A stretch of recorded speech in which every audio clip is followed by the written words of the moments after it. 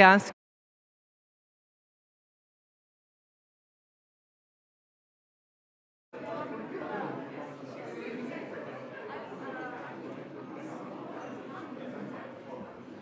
Come here, come here. Don't be lost, don't be lost. I just wanted to clear my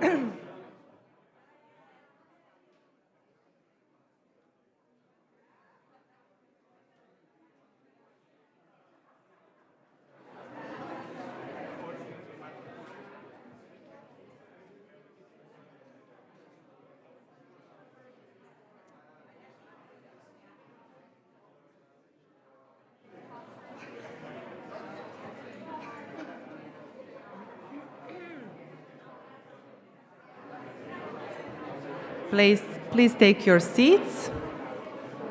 Thank you.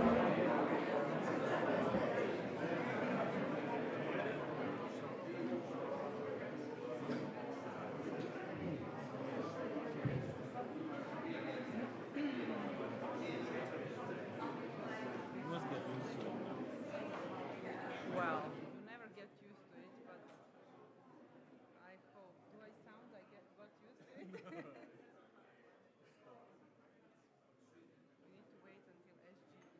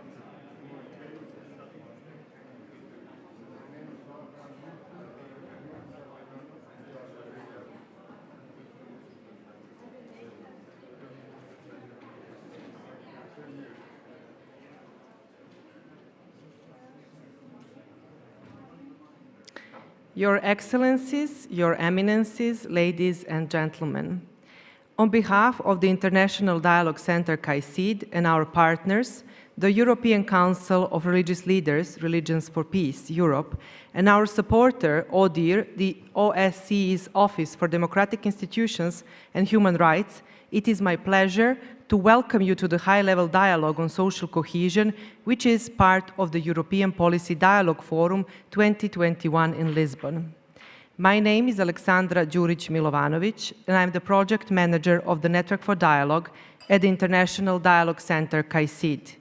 Together with my colleague, Pap Juf, we will be the MCs during the high-level dialogue on social cohesion. Please note that this introduction, like all other sessions, is recorded and made available on the online platform of the forum. In addition, plenaries and one panel discussion are also live-streamed on KAICIID's YouTube channel. It is my pleasure to welcome also all participants who are joining us virtually. We are pleased to have you. The high-level dialogue on social cohesion focuses on countering hate speech efforts in Europe by strengthening cross-sector collaboration between religious and belief actors and policymakers. Physically and virtually, the forum brings together more than 150 participants from 30 European countries, including policymakers, representatives of religious communities from 7 faiths, members of civil society, academics, and practitioners. We are particularly interested in how faith-based actors and religious leaders can contribute to that conversation and actively engage with policymakers and experts on the topic of hate speech. Having this in mind, we would like to introduce the main partners and supporters of the high-level dialogue on social cohesion. We are delighted to invite the main convener and have His Excellency Faisal bin Muammar, Secretary General of the International Dialogue Center KAICIID, to provide the words of welcome to all of you. Our Secretary General is a big believer in the European Policy Dialogue Forum and has been very supportive in all preparatory work, which we highly appreciate. Your Excellency, you have the floor.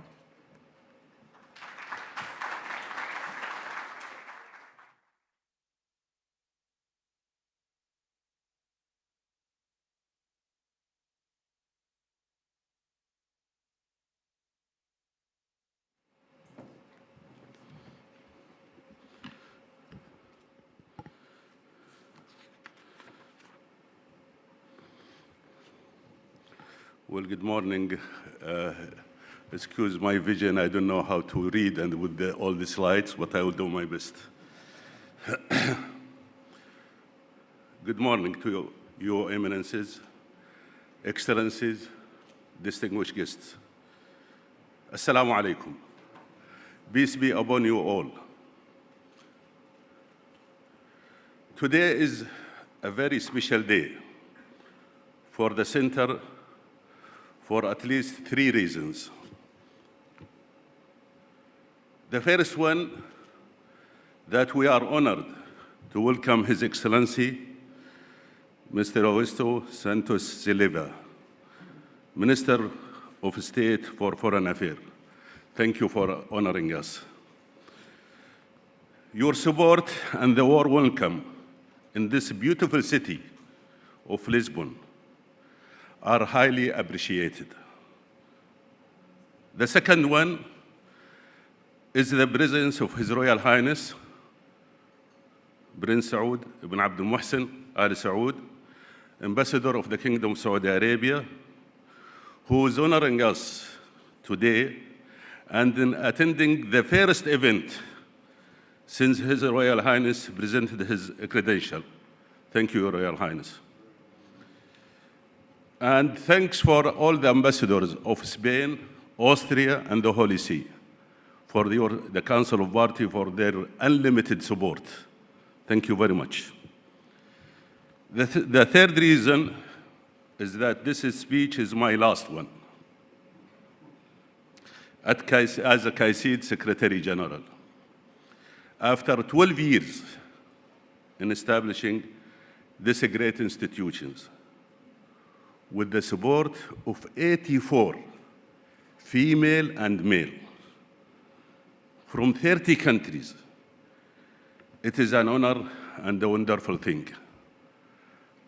And it is too emotional sometimes to leave part of your heart, but it's really something we have to do.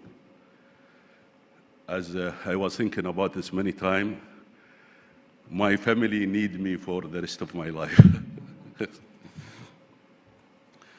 I would also like to welcome our esteemed board member, His Eminence Metropolitan Emmanuel of KAICIID. He was really trying to join us. Unfortunately, he is not feeling well this morning. So he called us. He's trying to deliver his speech. I don't know if he can do it or not. Also, I would like to thank, and we are going to hear a recorded message from Her Excellency Margarita Chinas, President of the European Commission, for promoting our European way of life. And I would like to thank our BOD member, Reverend Richard Sidworth, who joined us. Thank you very much for coming to support us. It is our good fortune also, it is our good fortune to also have our esteemed partners, Reverend Dr. Thomas Webs, President of the European Council of Religious Leaders, Religion for Peace. Thank you, Dr. Thomas. And Dr. Kishan Manoka, Head of the Tolerance and Non-Discrimination of the Office of Democratic Institution and Human Rights Deliver. Thank you, Doctor. Ladies and gentlemen, I welcome you all to our hybrid high-level dialogue on social cohesion. Today we are, for the first time, seeking to connect policymakers and religious actors from across Europe to look at the different challenges to the peace and solidarity of our societies. And particularly, the aim is to reflect on how and what ways these two sectors can benefit from closer contact, from dialogue, and sometimes from cooperation to support the goals of peace, equality, and safety they have in common. This is affirmed in our theme today, countering hate speech in Europe by strengthening cross-sector collaboration between religious or belief actors and policymakers. Hate speech comes in diverse shades and forms of expression, offline and online, aimed at humiliating, vilifying, and inciting hatred against a particular group of people. As we all witnessed over the last decade, the spread of hatred and hate speech has intensified in many corners of the world, and its regulation presents a conundrum for many countries across the globe. An underlying concept, key concept that we all know in the global, regional, and national effort to counter hate speech is that the daily concern of people everywhere is their quality of life, which is intimately connected to the value system in which they live. It is a very essential issue. To make things worse, the global pandemic has intensified hate speeches, a serious problem to begin with in Europe and in many parts of the world. Anti-Semitism, anti-Muslim, Xenophobia sentiment are on the rise in many parts of the world, fueled by intolerance and polarization. Citing our dear friends, the UN Secretary General, Antonio Guterres, who said, "We must act now to strengthen the immunity of our society against the virus of hate." I think we need a new vaccine like what we have, for the COVID-19.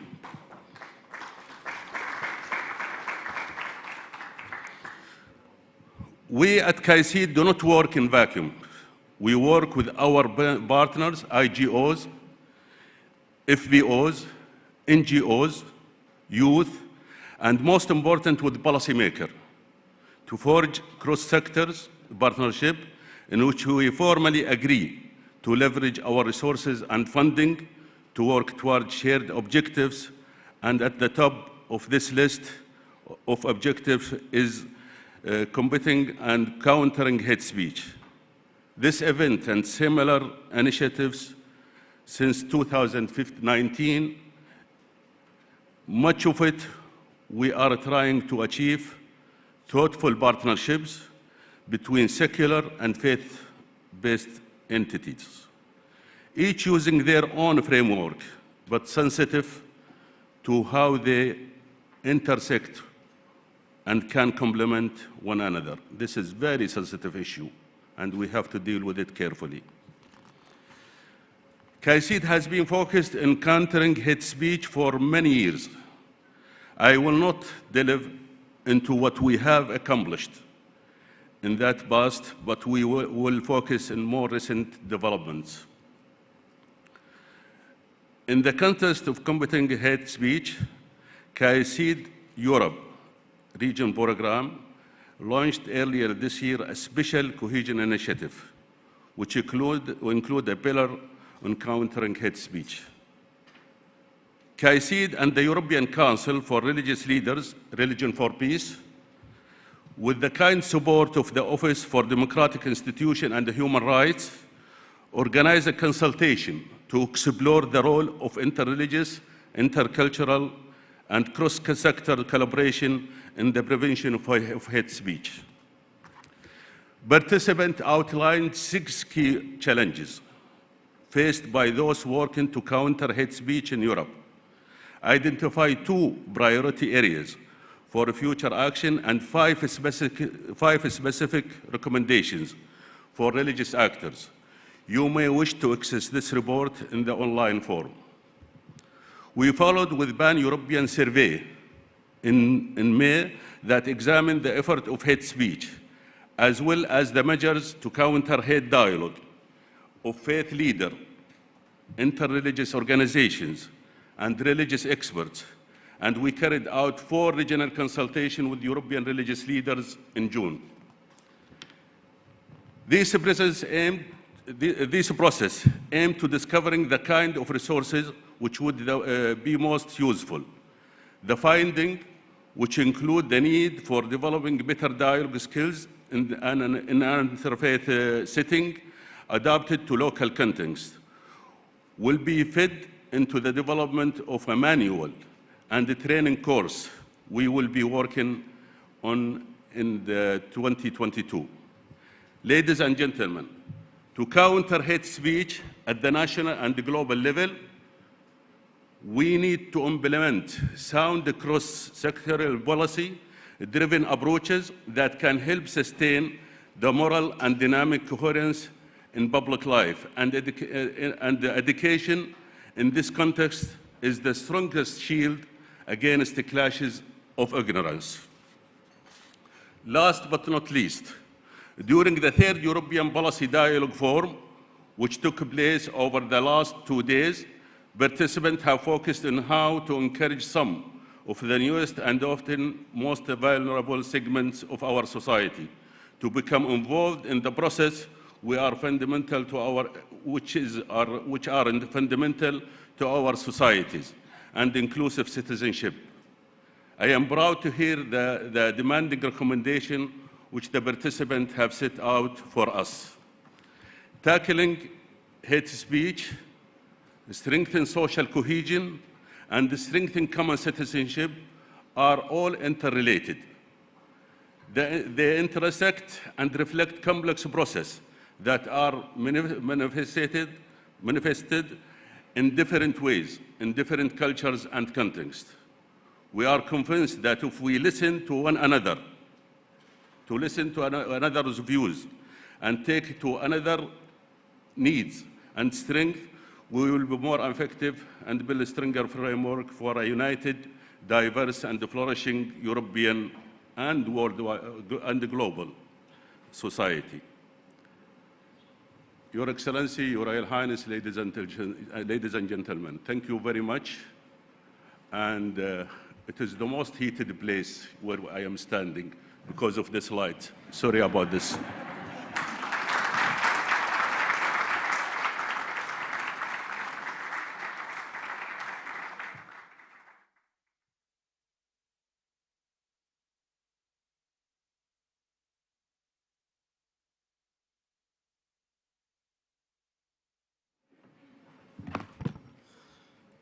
Thank you very much, Your Excellency, for providing the opening remarks and welcoming our participants.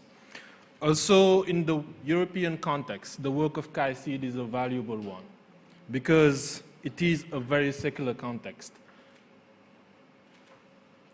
Or maybe because it is a very secular context, the convening power of the International Dialogue Center is important.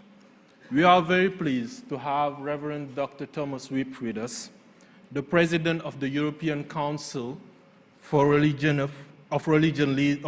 Leaders, Religions for Peace Europe. Congratulations to the new office in Berlin.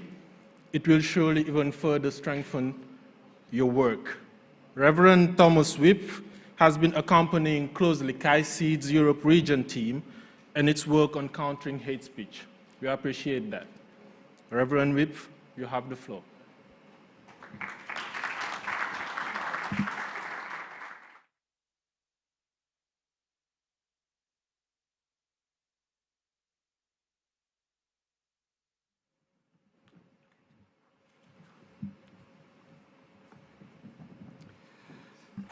Mr. Secretary General, allow me to spontaneously thank you for your commitment in the last 12 years. It was for me and maybe for others a surprise. Thank you very much for your service.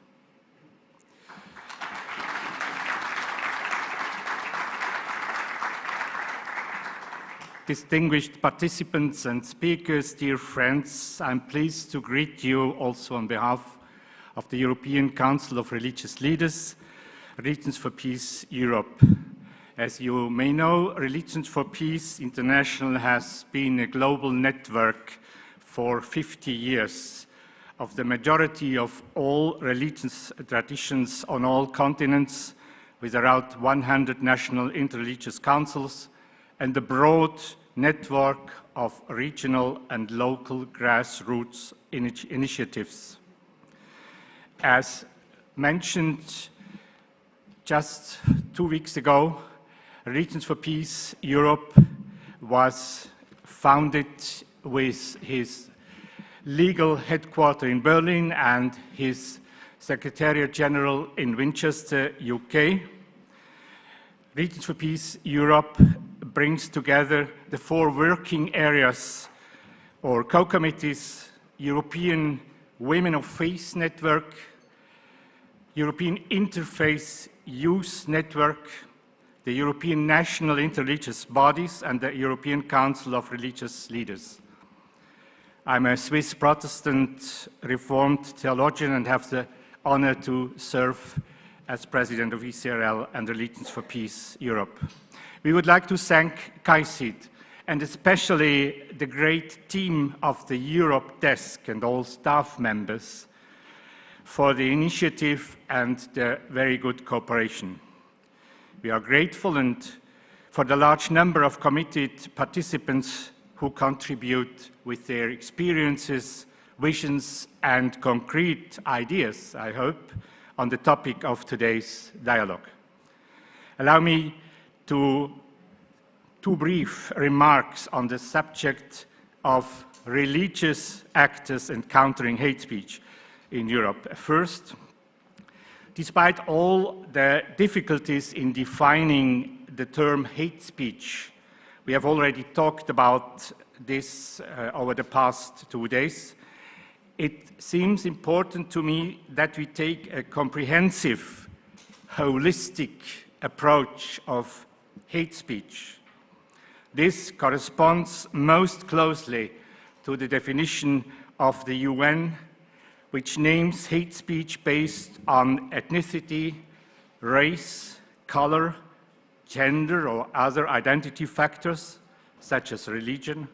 But of course, we have to think about other drivers of hate speech, populism, as mentioned by the Secretary General, the challenges of the pandemic, LGBT, and others. We should keep this in mind, I guess, when our dialogue today is particularly focused on hate speech towards migrants and refugees. And secondly, talking about the responsibility of religious actors, together with many other actors represented in today's dialogue, it might be a good advice to look in the mirror first, I think. Religions are, in reality, and I think we have to be honest, quite often in a kind of competition with one another for various reasons. Concern for our own tradition, instrumentalization of religion for political or nationalist interests make it urgent that we always become aware how we speak about others, asking ourselves how we talk about people and traditions that are not ours. I guess it's a self-examination. Do we speak about one another with respect? Interested, really interested in getting to know one another? With trust, openness, or with rather negative feelings and connotations? Religious actors, leaders, believers are well advised to remain humble, thinking of themselves and their credibility, to stand up for peace and reconciliation against hate speech with love and clear determination. In this sense, dear friends, being honest with ourselves, we can do a lot more together, guided by the common sources of peace of our religious traditions, which bring us together as courageous people in commitment to our world and the peaceful coexistence with all of creation. Thank you.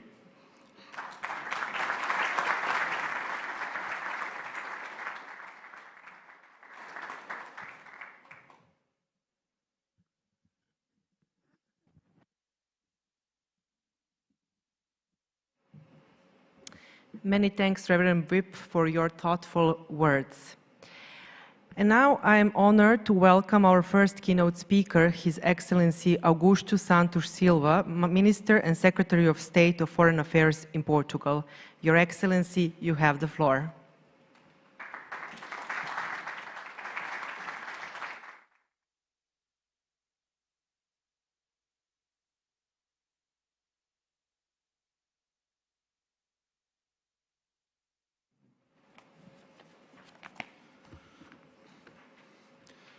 Dear participants, at the outset, I would like to thank and congratulate KAICIID, the Network for Dialogue, the European Council for Religious Leaders, and the OSCE for co-organizing this timely event, to which Portugal is honored to be associated to and to host here in Lisbon.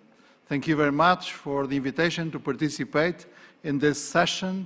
Unfortunately, I will have to leave since the cabinet meeting has already started, and as we are now entering in the final steps of our negotiations on budget, it is very important that all the ministers can attend the cabinet meeting. Portugal is a multi-religious society. Most of our population is Catholic, but we have important communities of Protestant, Orthodox, Muslim, Jewish believers, and people related to other religions, as well as non-believers and agnostic individuals. And we host, since 2015, very proudly, the headquarters of Imamat Ismaili. As a secular state, we acknowledge and respect pluralism, and we take it as an element that enriches society. In our view, religious pluralism enriches a society. And we are proud for being a platform that fosters dialogue amongst religions and cultures. The right to freedom of thought, freedom of conscience, freedom of religion or belief is a fundamental right of every human being and a constitutional right, basic constitutional right in Portugal. All religions, I reiterate, all religions or beliefs are equally recognized before our law. Its free exercise directly contributes to democracy, to development, to the rule of law, to peace and stability, and safeguards respect for diversity. It's a very important social drive of the sense of community that we need so much. Being a country strongly committed to upholding international law and human rights, including those of migrants and refugees, it is with no surprise that Lisbon is home of the North-South Centre of the Council of Europe, and that Portugal maintains an active role in initiatives such as the Alliance of Civilizations, for example, for which our former President Jorge Sampaio was the first High Representative. Ladies and gentlemen, since the beginning of times, humanity has been on the move. Mobility is a constant trait of human history. Some people move in search of new economic opportunities. Others move to escape armed conflict, persecution, terrorism or poverty, food insecurity, or human rights violations and abuses. In this era of increased global migration, and during a time of general economic difficulties following COVID-19 pandemic, those viewed as foreign or of different religious or beliefs or ethnic origins are more vulnerable than ever, as they can be easily targets of blame and anger for political, economic, and societal ills. So we must protect these especially vulnerable people. Many tens of thousands of migrants and refugees are dramatically exposed to different kinds of violence and human rights abuses.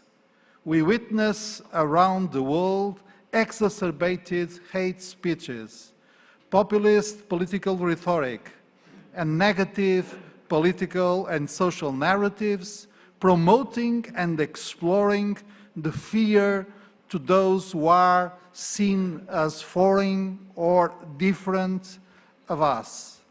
In what concerns migrants and refugees in particular, xenophobic and racist speeches and actions, along with other forms of violence, have a tremendous impact on already vulnerable target people, many of them traumatized by risky journeys to where they expected to be safe.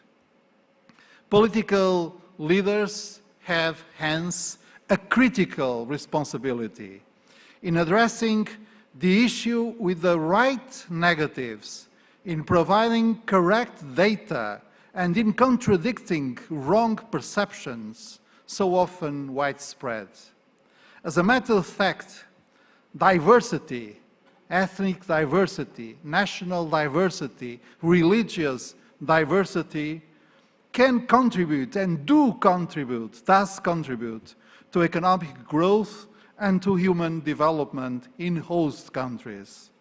Cultural diversity enriches societies and fosters knowledge, builds bridges and an understanding of a wider world.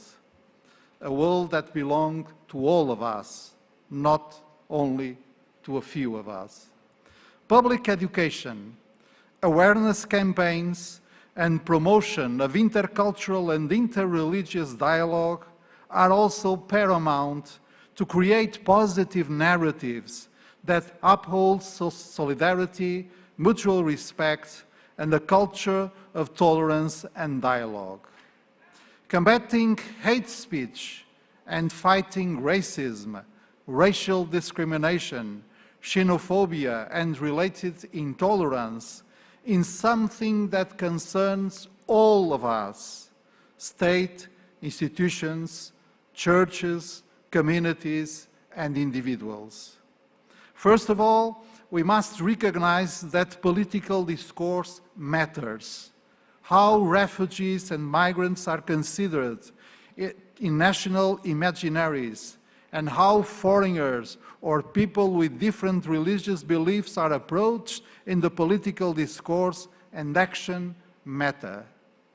Secondly, it is fundamental to condemn without any reservation all manifestations of xenophobia and discrimination, whatever the target is, and all acts of intolerance, incitement, harassment or violence against persons or communities based on the fact that they have different religious views or they are foreigners, may it be against a refugee, an asylum seeker, a stateless person, or a migrant.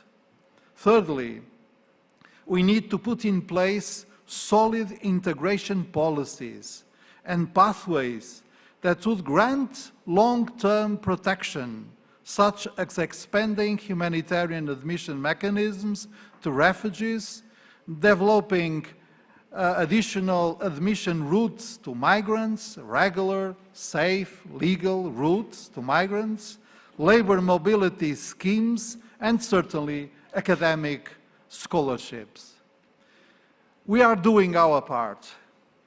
Portugal has granted refugee status to nearly 3,000 people resettled under the European Union program to relocate refugees. We have welcomed yesterday another group of 43 Afghan citizens that were in Greece, adding to around 60 individuals that we had already hosted, including unaccompanied minors that are already in Portugal.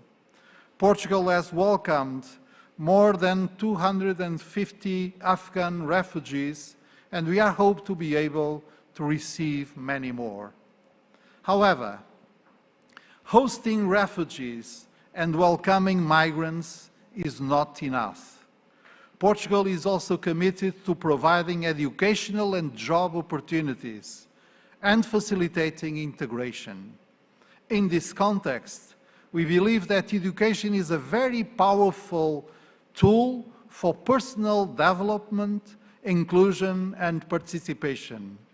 Education creates the enabling conditions for each individual to fulfill his or her potential and to contribute to the community he or she lives in. From the beginning, Portugal has supported the work of the Global Platform for Higher Education in Emergencies, an initiative created by the late President of Portugal, Mr. Jorge Sampaio, the first High Representative for the Alliance of Civilizations. This platform offers emergency scholarships to forcible displaced persons in order that they can continue their higher education studies. This example, amongst others, demonstrates how important it is to involve a wide range of stakeholders to offer the space and conditions for participation in societies. And I mean stakeholders like government, local authorities, universities, non-governmental organizations, financial patrons, and also religious and religious communities. Migrants and refugees associations, as well as religious communities, can have a fundamental role in developing, implementing, and evaluating inclusive policies and programs. And I come to my final point. In this area of unprecedented global mobility, and in the face of human tragedy, those viewed as foreign or different are increasingly vulnerable, as they can turn to be easy targets of blame and hate speech. In this context, we do welcome the organization of this policy dialogue forum, bringing together civil society organizations, policymakers, and religious leaders to discuss ways to promote the participation of refugees and migrants in the political and civic life of host societies, and to share successful examples and practices across Europe. To conclude, I would like to reiterate that Portugal stands ready to cooperate with KAICIID. We will cooperate more and more with KAICIID. With Network, we also stand ready to cooperate with the Network for Dialogue and European Council for Religious Leaders in their work towards promoting respect for diversity, fostering intercultural and interreligious dialogue and understanding, as well as combating the use of religion as a justification for violence. It never is a justification for violence and persecution, and in finding solutions that translate genuine solidarity and a collective commitment to a shared responsibility towards our common humanity.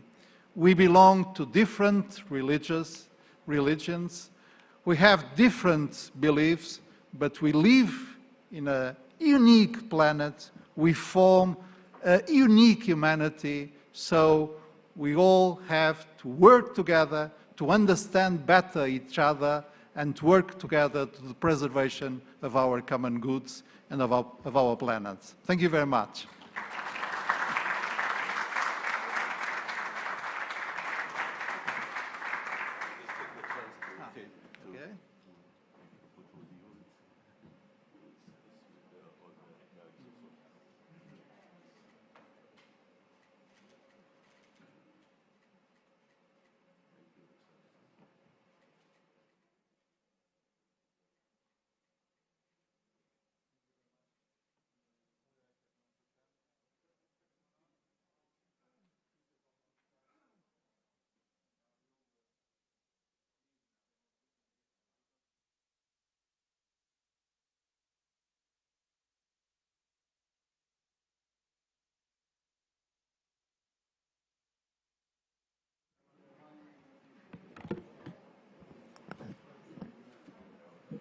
Thank you very much, Your Excellency, for delivering the keynote remarks and for introducing the most relevant issues of hate speech, but also an overview on migration and mobility situation worldwide and in Portugal, emphasizing the importance of religious diversity and cooperation.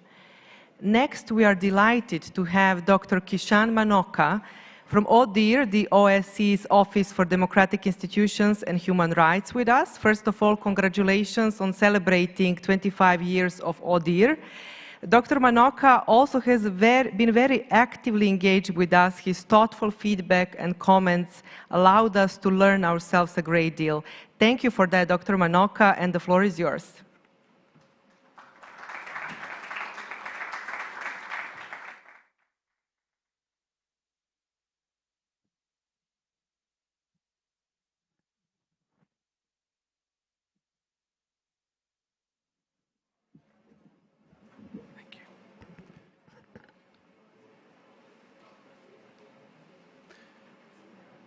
Good morning.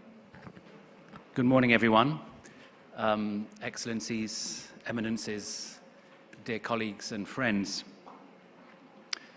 It gives me great pleasure to represent the OSCE's Office for Democratic Institutions and Human Rights at this wonderful occasion.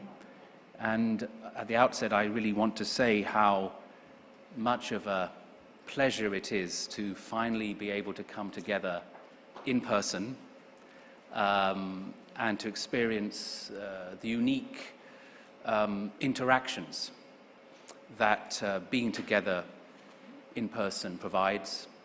I also conscious that we are joined on this occasion, as we have been over the last few days, by many friends and colleagues from around Europe and indeed around the world online. And hopefully, in due course, we can all come together as a larger group of people as we navigate through what we hope are the closing stages of this world-encircling pandemic.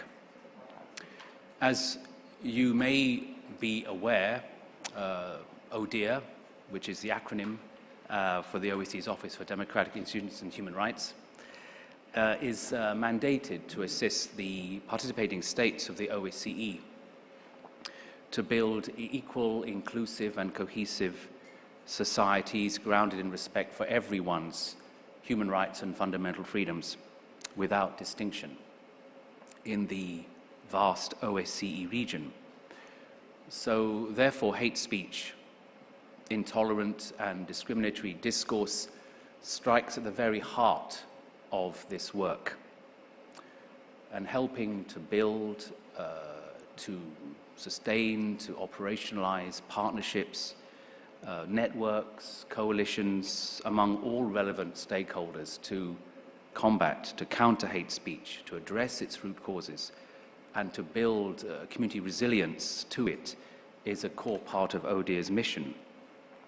So this high-level dialogue on social cohesion, with a particular focus on the collaboration of religious actors, leaders, with policymakers to address hate speech, and the European, as part of the third European Policy Dialogue Forum, and the excellent discussions we enjoyed in the past few days on the question of the inclusion of refugees and migrants in their host societies is most welcome, most timely, and ODIHR is delighted to support this and congratulates the Dialogue Centre KAICIID and the European Council of Religious Leaders, Religions of Peace, on bringing this about. And if anything, if we have the past few days to go by with the purposeful discussions, the recommendations, we really look forward to excellent discussions during this third day together. I want to say at the outset, and I really don't want to take up too much time because we have many others to speak and a lot of work to do today, but I wanted to say that ODIHR has come to believe, come to understand that under the right conditions, under the conditions that enable their meaningful participation in society, religious actors, whether it be religious leaders, religious communities, faith-based, faith-inspired organizations, do make a decisive contribution to addressing the manifold, interlinked, pressing challenges of our time, whether it be social, economic, environmental, humanitarian, human. In fact, their contributions can be civilizational. So that is why ODIHR, in line with its mandate, strives to take forward work to advance the human right to freedom of religion or belief for all in the OSCE region. Because it is FORB, together with other human rights, that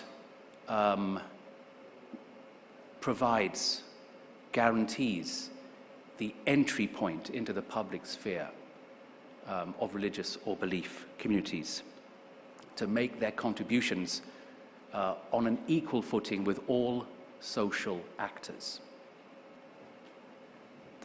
Now, engagement between the religious and the policy-making sectors is nothing new.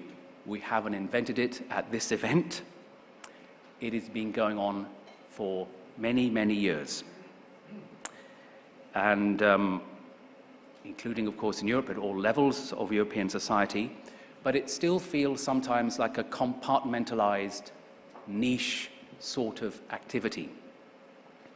And one in need, if I may say so, of both political and spiritual energizing, if it is to realize its full potential.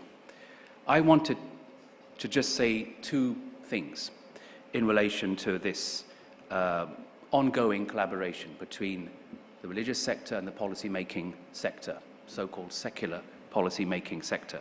One is engagement with the religious actors. We know that the religious sector is broad, it is deep, and it is complex. And although ODIHR has indeed worked with national and international religious figureheads who provide visible leadership to thousands, sometimes millions, we also do not underestimate the extraordinary impact of local leaders and individuals of capacity in religious communities, in various settings, including men, women, and youth. So ODIHR has not found, and I say in quotes, the term religious leaders, then to be a homogeneous group. All kinds of religious leaders and actors are essential for building inclusive, equal, peaceful societies. And their cooperation in this regard is vital. A key question we need to ask ourselves is how do we find them and how do we best engage them? And the second point, and I just share these to stimulate as food for thought for the discussions we will have later on. The second point I really wanted to make is that the need for both religious actors and policymakers to approach their joint work in a spirit of learning and a spirit of inquiry about the other as part of an inclusive and what I would say is a mutually critical engagement. This is important because misperception and ignorance on both sides, if I may say so, have sometimes created misunderstandings, tension, and alienation, and undermined collaboration and trustful relations. I think we do need a measure of honesty in our discussions. The last 2 days have shown that. I'm sure we'll carry on in that same spirit. So, in that spirit of honesty, many things, of course, can be said. I will just want to make one particular point in this regard, because a misapprehension still abounds on the part of secular policymakers that religious actors just do religion or engage in the public square to win converts. Now, I should point out that this mistaken view is born more out of ignorance than ill intent.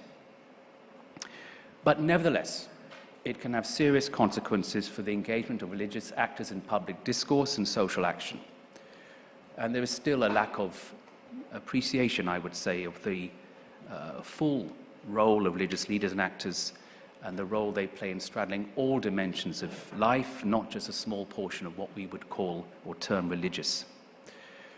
And part of this approaching the other in a spirit of learning and humility is to recognize, as we do in this room, and we have recognized over the past few days, of the not just ongoing, but the historical and ongoing efforts of religious actors and leaders to build open, tolerant, inclusive societies, modeling this day out, day in, day out, and particularly during this global health crisis, which has affected us all.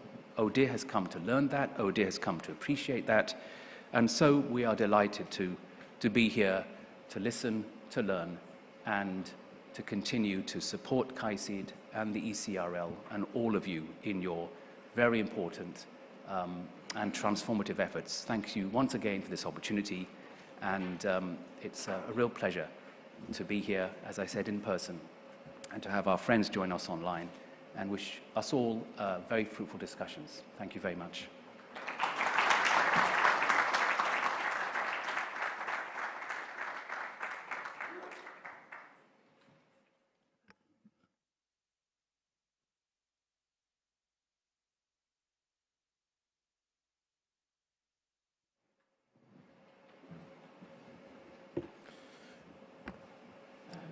Your remarks are very valuable, Dr. Manoka. Thank you so much for your insights.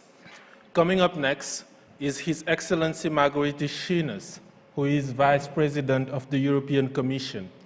Vice President Schinas is not able to join us physically, but we are very pleased to have received a recorded message from Brussels with very important message indeed that we are going to show now. He emphasized that he is sending you his warm thoughts.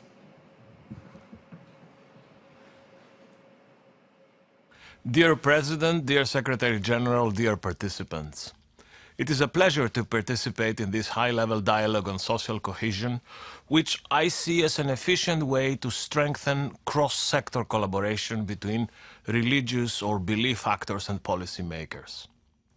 Your organization's commitment to countering hate speech when it comes to very vulnerable members of our societies is much needed and much appreciated. Lately, migrants and refugees are sadly instrumentalized by authoritarian leaders. Their grief is being used as a weapon to divide our unity and to undermine our European way of life. They are pushed at our borders to exercise political pressure. They are taken advantage of well-organized smugglers' networks who exploit human suffering for a living. We cannot and shall not tolerate this exploitation and weaponization. This is contrary to our principles, to our European way of life. Online and in social media in particular, migrants and refugees are often treated with toxic language and racist hate speech. Millions of hateful, racist and xenophobic messages are posted online every day. But words have consequences. Words carrying hatred can lead to real violence and persecution of those vulnerable groups. For all these reasons, let me assure you that we are determined to fight racism and hate speech and to protect the fundamental rights of all members of our society. This is why we have proposed rules for the Internet highway where hate speech is primarily spread. The proposed Digital Services Act will make it obligatory for IT companies, which millions of Europeans use every day, to be more transparent about how platforms moderate content, advertising, and algorithmic processes, which can promote unwillingly hatred-fueled messages. And we do have the EU Framework Decision on Racism and Xenophobia. This decision prohibits racist and xenophobic hate speech across the European Union. And I want to be crystal clear. Hate speech is not free speech, and public incitement to violence or hatred against migrants and refugees is a criminal offense. The full and correct transposition of this framework decision is a priority. Therefore, already last year, we have launched several infringement procedures to ensure its full and correct transposition by all our member states. Nevertheless, laws and their enforcement are necessary, but not always sufficient. Therefore, we have presented a code of conduct on countering illegal hate speech online together with the major IT companies and platforms. The code has achieved quick progress on the swift review and removal of illegal hate speech. It has also created opportunities for structured cooperation between authorities, civil society, and the platforms. But more work needs to be done.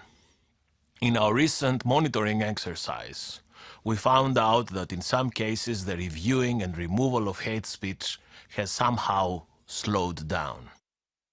We have called on IT companies to cooperate closely with civil society to address any downward trend without delay. And a year ago, we have put forward the first ever anti-racism action plan for the next 5 years. We will address all forms of racism, including anti-Gypsyism, Afrophobia, and anti-Muslim hatred with this specific plan. And to address even more specifically another worrying phenomenon, anti-Semitism, we have put forward only last week the first ever strategy on combating anti-Semitism and fostering Jewish life in Europe. Our dialogue with religious and non-confessional organizations is also crucial in this process. It addresses the religious and cultural diversity of our societies. And there is a growing awareness among religious and non-confessional organizations of their responsibility in the fight against racism. They are conscious of the fact that they need to reach large sections of society. And at the same time, we understand that religious people are often the target of hate speech and hate crime themselves. Ladies and gentlemen, dear friends, the European way of life, our model of societies in Europe, is built on equality, tolerance, social fairness, and the rule of law. The Commission is committed to protecting all persons who are targeted by racism and hate speech, including and particularly the most vulnerable. Among these are migrants and refugees, where we have one more task to fulfill: help them become fully integrated into our societies. Integration is the only way to achieve social cohesion. It is also one of the cornerstones of our new EU Pact on Asylum and Migration. Refugees and migrants can only be safe and well in Europe if they take part in and contribute to our society. Everyone who has a legal right to be in Europe should be able to build a life in Europe, because this is fair, because this is correct, but also because we need everyone's talent to build a better society and a stronger economy. And yet, there are still many obstacles for migrants to be able to fully contribute, and not just in terms of employment. Last year in November, we have presented an ambitious action plan on integration and inclusion. There, we have spelled out 60 concrete actions through specific recommendations to member states to help them make the inclusion of migrants and EU citizens with a migrant background a reality in everyday life. Integration is not only about having a job. It is also about education for children, education and lifelong learning for adults, health and housing. In Europe, we want welcoming, diverse and inclusive societies. To achieve this, we need both migrants and the receiving society to engage and work towards achieving these objectives. It is essential to provide places and opportunities for migrants and local communities to meet and interact, whether it is at school, the office, a sports club, or a park in the neighborhood. It is as essential to promote intercultural dialogue, including interreligious dialogue between faith communities. This dialogue helps combat xenophobia, exclusion, and us against them narratives, while building mutual respect and fostering migrants' sense of belonging. Through the Asylum, Migration and Integration Fund, here at the Commission we have supported and will continue to support local projects and to develop new partnerships with stakeholders, including migrants' organizations. And the expert group on the view of migrants, which we created last year, will continue helping us in designing and implementing EU policies in the field of migration, integration, and asylum. Dear friends, inclusion is the embodiment and the symbol of the European way of life. Integration and inclusion policies are vital for newcomers, for local communities, and contribute greatly to cohesive societies. I am delighted to see the initiatives you are taking to foster dialogue and understanding between communities.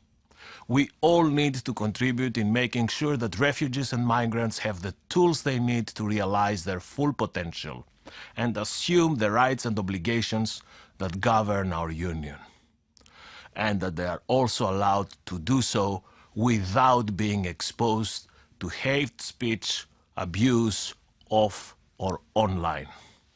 I wish you every success to your conference, and thank you for your attention.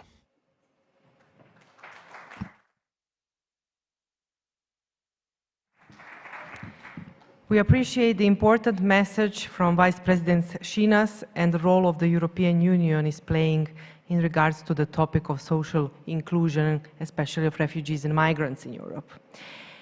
After this part of introduction, I would like to turn your attention to a very brief housekeeping. We address especially those participants who are joining us from today, from the third day. First, we still face the COVID-19 pandemic. That's why we all invite all participants to follow the rules of our host country, Portugal, and wear masks inside the plenary halls.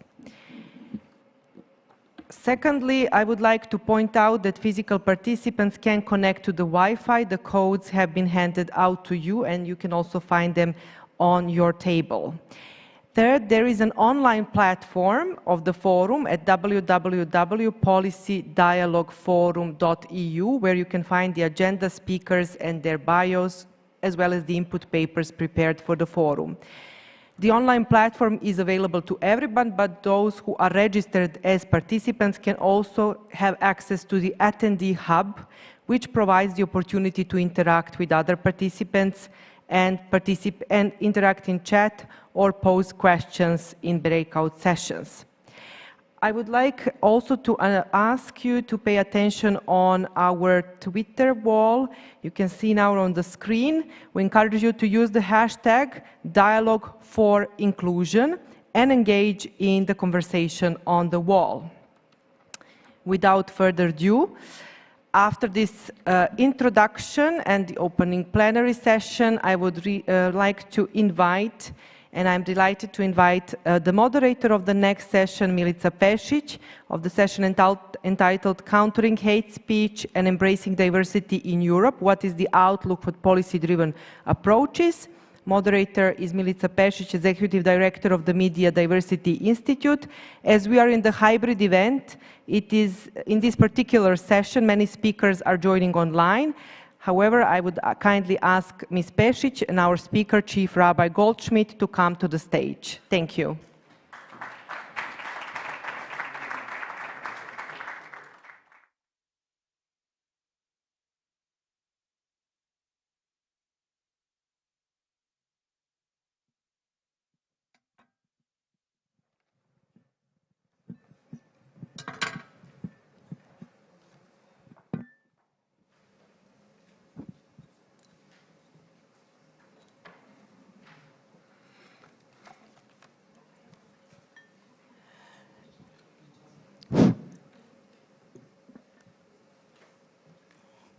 Well, so many wonderful words have been told over the last 2 days and today about the importance of social cohesion, the importance of inclusion, and the importance of fighting, combating hate speech. I don't need to say more. I just want to say that I come from Media Diversity Institute, a London-based organization which has been operating in this field of social cohesion and acceptance of diversity for almost 25 years. And we can only say how sad we are to see how growing and massive use of hate speech is, not only in social media, which are not regulated, as we have heard several times, but in legacy media, and unfortunately in public service media, which by definition are supposed to serve all of us because we pay for these services through our taxes or licenses. So I'm delighted to have my panelists here, one present physically in person here, and some of them online. So I will introduce all of them. Chief Rabbi Pinchas Goldschmidt, President of the Conference of European Rabbis. Then we have, we have here His Excellency Grand Mufti Nejad Grabus, Grand Mufti of Sarajevo. Dr. Maria Maruda, Chair of the European Commission Against Racism and Intolerance. Reverend Monsignor Indunil Kodeth Evaku, Secretary of the Pontifical Council of the Interreligious Dialogue. I can't see him. Hello. And we have Mr. Hamdan Yamahi from the Executive Office on the Interfaith Alliance for Safer Communities. Before I give the word to the speakers, I just want to mention 4 questions we would love you all to address. At least one of them is, we listed some policies. We just heard of some policies from the European Commission, but there are others. What do you think about these policies? Do you think they should be improved? Do we need other policies to deal with social cohesion and combat hate speech? And quite an important question, but I hope that some of you will at least reach it. Will Europe be able to deliver on its promise to protect and maintain a free and positive existence for diverse communities? We have only 45 minutes, and the last question is quite serious. So, Chief Rabbi Goldschmidt, the word is yours. Yeah. Or you can actually use that one. Thank you so much for inviting me. It's a pleasure to be at a KAICIID event. And it's great to be in person here, even though I'm the only person besides you on this panel. But it's nice to see also the smiles behind the masks and to have human contact again after we came out from our bunkers and our Zoom bunkers for more than a year and a half. Friends, I wanted to tell a story first. I'm from Switzerland. I was born in Switzerland. And in Switzerland, in 1349, during the bubonic plague, the Black Death, about 30 to 40% of Europeans died.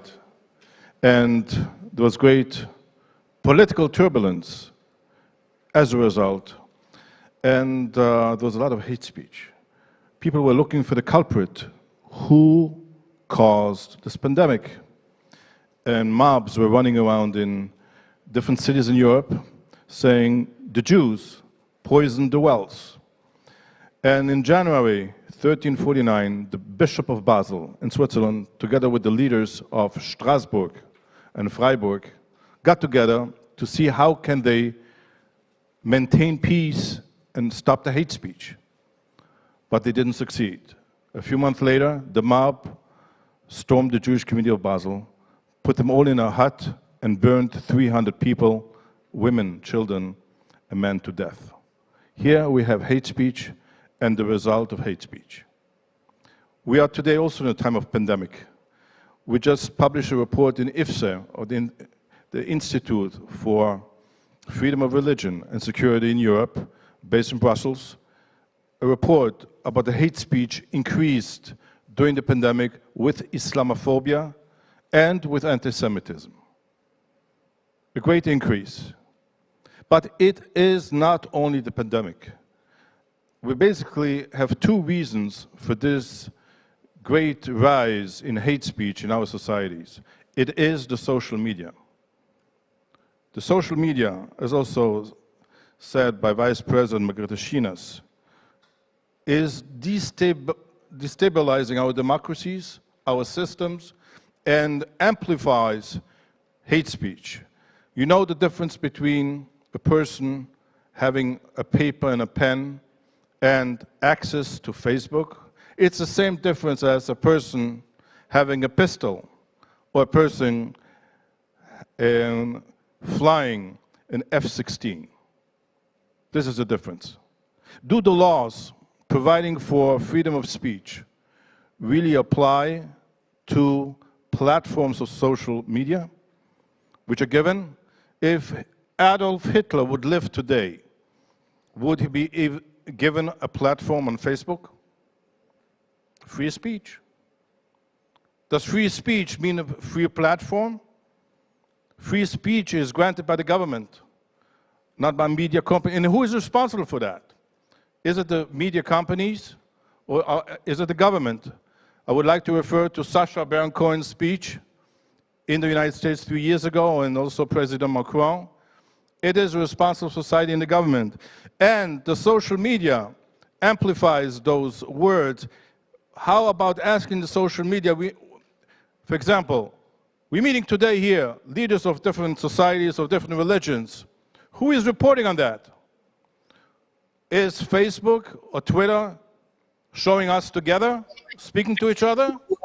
No. We have to do it. There's no responsibility. The world, and every time in history when media changes, it brings great turbulence. Media changed in the Middle Ages through the creation of the printing press, Gutenberg, and this brought to a 100-year war. In our age, media changed as well. And society and the EU and every country, we have to regulate it, because if not, it's going to kill our democracies, it's going to kill our societies, and we have to demand responsibility and control and moderation. And we religious leaders can show the way, but the way we show the way, it's a drop in the bucket if the social media is not going to be forced. They're not going to make money of that. Not everything is money. To show that the leaders of different religions and the leaders of different societies, of different countries, and of different races sit together and want to live together and promote a peaceful society. Europe has been at war with the great powers for centuries, and it ended up with World War II. And after World War II, Europe said, we want to recreate a society, a continent, without colonies and without Auschwitz. That's the idea of Europe. But while Europe is at peace, the governments is at peace, the people in the social media are at war with each other. There is war in another way. Yes, governmental representatives are at peace, but the people are at war. It's a different kind of war. But we have to recognize that it is war. It is warfare. And we have to fight it before it is too late. And I'll close with the words of the Nobel laureate, Professor Elie Wiesel, who said that Auschwitz was not built by bricks. Auschwitz was built by words. Thank you very much.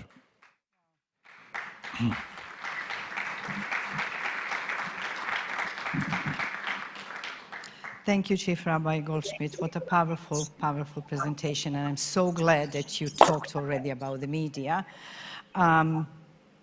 Hate speech easily turn into hate crime or hate murder, as I understood your message. And it's really sad that while the governments are in peace, the individuals are fighting the war on social media. It seems you are not happy with the codes of ethics which has been signed between the European Commission and social media, and it seems you believe there is a need for more policies or more pushing in that respect. And I really like that you that you quoted Sacha Baron Cohen, who's done fantastic work when we talk about prejudice, stereotypes, and then the role of social media. Thank you very much for your presentation. I'll move to the next speaker, His Excellency Grand Mufti Nejat Grabus. Grand Mufti, the floor is yours. Thank you very much. I'm greeting you from Sarajevo. I'm really delighted to be able to you as part of KAICIID high-level dialogue on social cohesion. Though policy making and religion often operate separately, we share certain objectives: protecting the vulnerable, upholding human dignity, and responsibly handling the natural resources at our disposal. I trust that in these areas an insight into one another's ideas and approaches may help us all make progress. Of course, there are some questions and issues which preoccupy many of us, not only in our responsibilities as representatives of religious institutions and organizations, but also on the personal level as human beings, believers, parents, teachers, and so on. We participate in dialogue through different platforms, like European Council of Religious Leaders and European Muslim Jewish Leadership Council, and many others. Through our engagement during past years, we have learned a lot about how it's important to listen and to learn about the experience and importance of working together in addressing issues like hate speech, different kind of phobias which affect many minority groups and the privileged groups in Europe. We believe that it is very important to engage and participate in meaningful discussion and dialogue, even with those, or specifically with those, we do not agree with. Constructive cooperation is possible only through a dialogue, and cooperation is the only way of reaching peaceful solutions to our disputes. Of course, we are talking today about the problem of hate speech, and in this context, we have been trying for many years to understand and to define what does it mean, hate speech, in different areas of the understanding of this problem. When it comes to the freedom of expression, we believe then we speak for many when we raise the problem of hate speech or incitement to violence of any kind, both within the Muslim community and without urging violence against any person must be stopped wherever it occurs. Both within the Muslim community and without, I'm repeating, that we need to help each other. On the other hand, voices which express curiosity and seek debate, even about the most sensitive issues, must be acknowledged. This is not easy, but from time to time or from generation to generation, we must make and problems of neglecting the genocide. We have a big problem with understanding that issues not only in the Balkan region, but in the wider European context. How we are going to speak about atrocities which happened in different parts of our or period of our history. One of the biggest problems that we are challenging with in the Bosnian context and the European context is the trying to neglect the genocide which was committed in Srebrenica. We are also facing with the problem of Islamophobia in the different contexts and in the different European societies.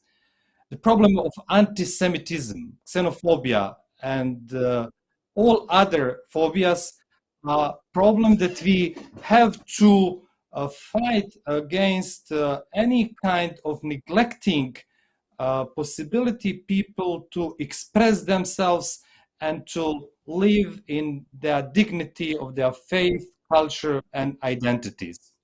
So it is obvious that we do not have the same possibilities in all the corners of or all parts of the world.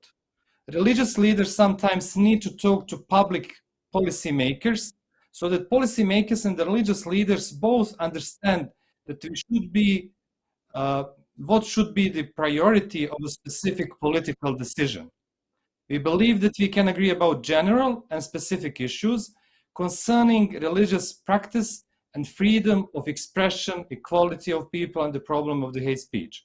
But in some cases, if we do not have the possibility to express our ideas, it will be difficult to find a way to resolve issues. Only through cooperation between all factors and actors in specific societies we can make a change. I would like to stress that we had a possibility to learn from the experience of KAICIID. And this is also the possibility to express our gratitude to His Excellency, Dr. Faisal bin Mohammed, who has helped us a lot, especially on the European context, to learn and to try the way how to express our understanding of all different problems that we are facing with in the context of the hate speech and other issues concerning this subject.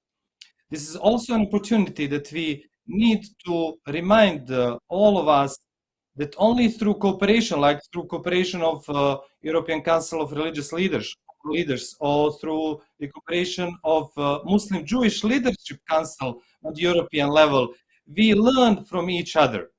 Listening to our Rabbi Goldschmidt, we can understand how he, as a rabbi, as a believer, understand different issues. It is always the same problem how we, from the Muslim perspective or Christian perspective, also understand the ongoing process of the changing in society and how to help people to understand the values of tolerance and also rule of law.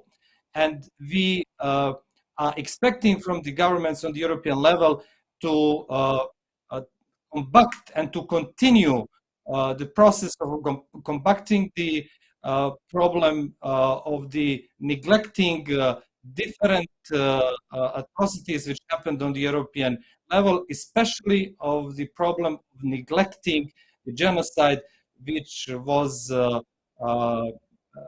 happened in the Srebrenica region in Bosnia and Herzegovina. Thank you for your listening and greetings again from Sarajevo.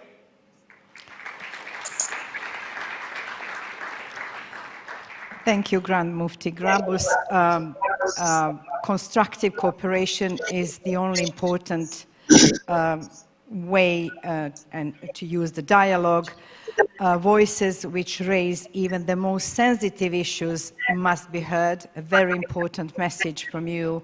And then genocide in Srebrenica, still things to be clarified, because if we don't clarify the past, we cannot move forward. Thank you for your presentation. I hope we'll have a chance to hear more from you today.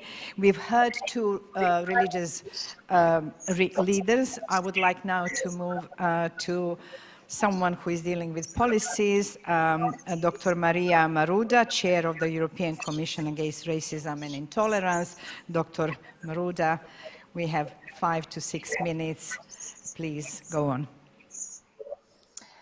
Thank you very much for the invitation in this very important event organized for the third time. And indeed, for very important speeches and meaningful even keynote speeches.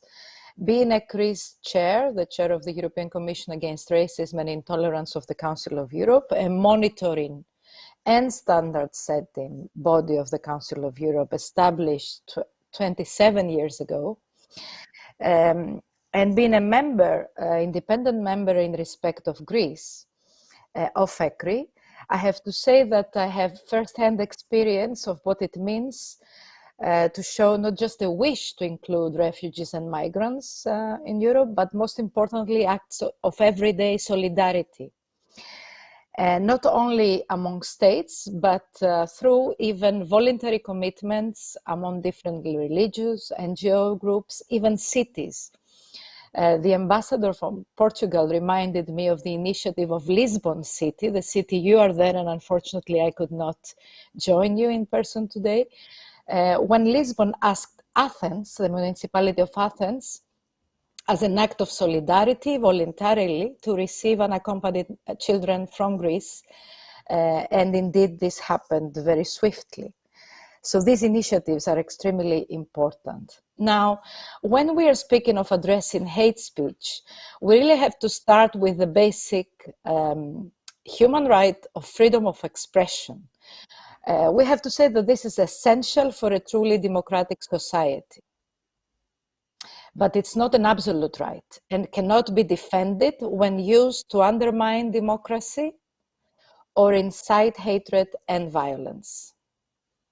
The rise in hate speech, prejudice, and intolerance in Europe may in many cases be linked to statements or comments made by politicians, by public officials, even at times at the highest political level. These statements or comments, which can be made online or offline, have targeted various groups of concern to the European Commission Against Racism and Intolerance, ECRI.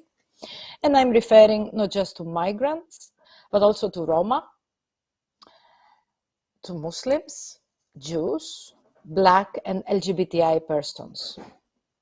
In addition, traditional media across member states has sometimes played a central role in portraying minorities and migrants negatively and scapegoating them for various societal problems. Equally, while the positive role played by digital technology companies in society is recognized, social media platforms and internet intermediaries have been enablers of hate speech against these or other groups. It also emerged from the findings of ECRI during our country monitoring work, and I'm talking about in-person field work we do, that if left unaddressed, hate speech can lead to acts of hate-motivated violence and even to conflict on a broader scale. If ECRI makes a series of specific recommendations in our country monitoring reports to help address hate speech and hate crime, if this has played an important role in offering general guidance, then I have to recall that we have also adopted what we call standard setting, which means general policy guidelines addressed to all governments of the Council of Europe member states. And these instruments provide for detailed guidelines that policymakers are invited to use when drawing up national strategies, policies in various fields, action plans, and other means they have at their disposal. In the context of today's event, it's worth mentioning our General Policy Recommendation number 15 on combating hate speech, in which we focus on the phenomenon of hate speech and the damaging consequences of its use for individuals, certain groups of persons, and the society as a whole. This recommendation thus sets out ECRI's understanding of what constitutes hate speech and identifies the various measures we need to have governments adopting. It should be stressed here that there must be specific and prompt condemnation of hate speech, including online. So counter hate speech should not just say that the use of hate speech is wrong, but underline why it's harmful, dangerous, and anti-democratic. It is important that no one stands by and allows hate speech of any kind to be used without challenging it.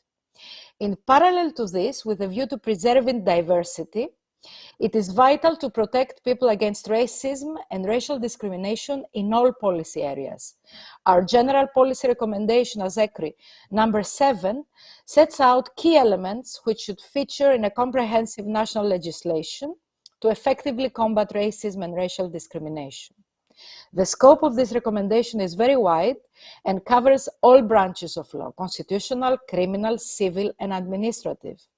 addressing not only direct and indirect discrimination, but also other legal aspects of the fight against racism, including racist organizations and racially motivated offenses.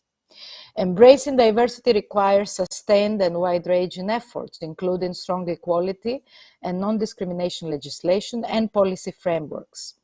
It is positive that many member states of the Council of Europe have adopted robust anti-discrimination legislation and have regularly drawn up action plans against racism. However, the practical implementation of these laws and action plans remains all too often a real challenge. Equality bodies set up at national level generally constitute close partners of ECRI in ensuring that appropriate action is taken against racism and racial and other discrimination in practice. This is why ECRI has placed particular emphasis on the role, mandate, resourcing, and independence of equality bodies in our General Policy Recommendation number 2, revised 2 years ago. The fact that equality bodies have been set up in almost all member states is very positive. However, we often had to recall the importance of allocating adequate resources to them for securing their independence. Now, together with civil society organizations, we deem important to promote equality and increasing intercommunity dialogue, as well as to build trust among communities and enhancing resilience against messages of hatred. As ECRI at European level and equality bodies at national level, we also look closely at the various forms of intersectional discrimination. It is not necessarily only one particular ground on which a person may be discriminated, but is often the interplay of two or more characteristics, for example, Muslim migrants. Now, I told you that in September 2019, we celebrated our 25th anniversary as ECRI, and we adopted a roadmap. And in that roadmap, we said that we would revise after... I'm finishing with this, concluding. Thank you. We would revise 2 general policy recommendations on anti-Semitism, which was recently adopted. And when I say recently, I mean 3 weeks ago, where we have very new contemporary forms and just the traditional ones of anti-Semitism and how to best approach anti-Semitism in both preventive measures and in legislation, relevant legislation, supporting best practices. We are currently working and hope to very soon adopt the anti-Muslim hatred revised recommendation. So this is what we are trying to do, listening, monitoring through our fieldwork and adopting revised new forms of countering hate speech. Thank you very much. Thank you, Dr. Marouda. Sorry for trying to interrupt you, but I just want to be sure that everyone has enough time to do their presentations. Everyday solidarity, something which we've already heard from Chief Rabbi Goldschmidt, that we have to be very careful how easily hate speech can turn into or lead into hate crime. Obviously, something everyone to watch. Cooperation with civil society organizations. I hope we'll have time to go back to you, Dr. Marouda, because I'm really interested to hear why you didn't mention legacy media at all. And I'm sure that your reports do mention that. So thank you for the presentation, and Dr. Marouda. And I'll move now to Reverend Monsignor Indunil. The floor is yours, Monsignor Indunil. And I really beg you to try to stay within 5 to 6 minutes so that we can have time maybe for questions. Thank you. Thank you very much, distinguished guests, panelists, participants. Good morning to you all. On behalf of the Pontifical Council for Interreligious Dialogue, I would like to thank the organizers for inviting me to speak in this opening plenary. In my presentation, I would like to explore briefly the following 2 questions. How can we account for hate speech in Europe today? The second, how can we counter hate speech and foster diversity in Europe. The first question, how can we account for hate speech in Europe today? The motto of the European Union is united in diversity. Yet today we see a gradual deterioration of this motto due to multiple crises. Addressing the World Conference on the theme Xenophobia, Racism and Populist Nationalism in the context of global migration, Pope Francis noted, I quote, "We live in times in which feelings that to many had seems to be outdated appear to be re-emerging and spreading. Feelings of suspicion, fear, contempt, and even hatred towards other individuals or groups just to be different on the basis of their ethnicity, nationality, or religion, and as such believed not to be sufficiently worthy to participate fully in the life of society." End quote. Furthermore, due to media discourse with the repetition of expressions like a huge migration crisis, the radicalization of migrants and the members of diaspora, migrants and refugees may be infiltrated by terrorist groups, etc., migrants are perceived as a threat to national identity, domestic security, and social fabric. As a matter of fact, some of these concerns should not be dismissed outright because some terrorist attacks have taken place and radicalization is a social phenomenon.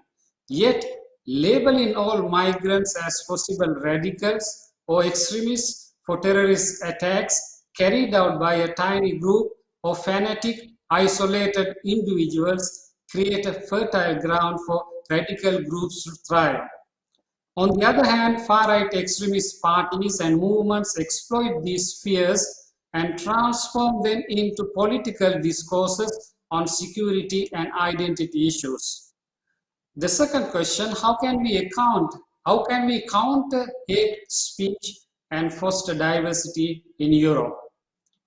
The drama of hate speech, as already mentioned, has worsened due to the crisis of COVID-19 pandemic. Legal provisions alone cannot regulate and combat hate speech. Relevant stakeholders and organizations need to work together to build a strong civil society through reactive measures and response mechanisms. How can the religious actors contribute to prevent and combat this social plague? First, family and fraternity. Charity begins at home. So religious actors can help the family to be a place of nurturing and promoting the values of sharing, welcoming, fraternity, and solidarity. Second, fostering interreligious dialogue as an essential function to build social coexistence and a necessary condition for peace in the world. Third, religion, dialogue and religious extremism. We cannot speak of interreligious dialogue as a way of fostering a fraternal world without addressing the scourge of religious extremism. Therefore, religious communities need to do some serious soul searching. Fourth, dialogue and cooperation. Pope Francis said, I quote, "There is no alternative, either we will build the future together or there will be no future. Religions in particular cannot renounce the urgent task of building bridges between peoples and cultures." End quote. Fifth point, the need for healthy and open inclusive dialogue between religious actors and policymakers. It has been already mentioned by different speakers.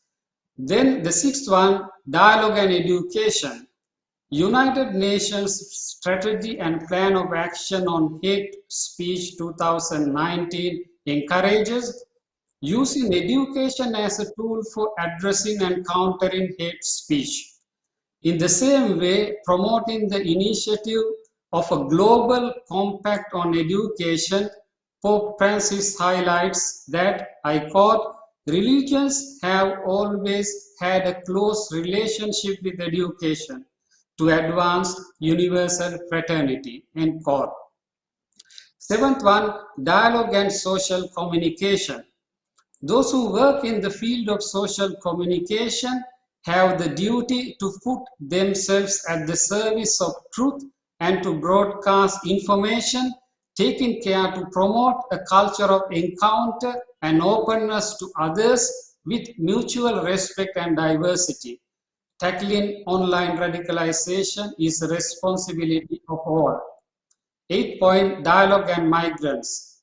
All believers and men and women of goodwill need to share the responsibility to welcome, protect, to promote, and to integrate the migrants and refugees. Last point, the role of free speech and hate speech. There is an ongoing debate about the role of speech in society. Freedom of religion and freedom of speech are both fundamental human rights. These rights need to be practiced without offending the others. Here, the golden rule, do unto others as you would have them do unto you, as an ethical principle need to be applied. Conclusion. Countering hate speech and embracing diversity is a great responsibility of all of us. Believers and men and women of goodwill are called to respond together with generosity, promptness, wisdom, and courage. Therefore, hate speech violates the dignity of the person and treats him or her as something, not as someone.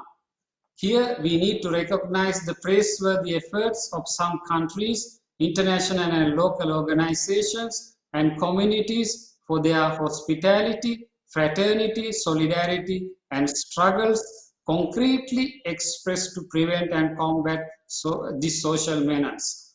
I wish to reaffirm our shared responsibility with the following words of Pope Francis. We have to know in order to understand. It is necessary to be close in order to serve. In order to be reconciled, we need to listen. In order to grow, it is necessary to share. We need to be involved in order to promote. It is necessary to cooperate in order to build. Thank you very much.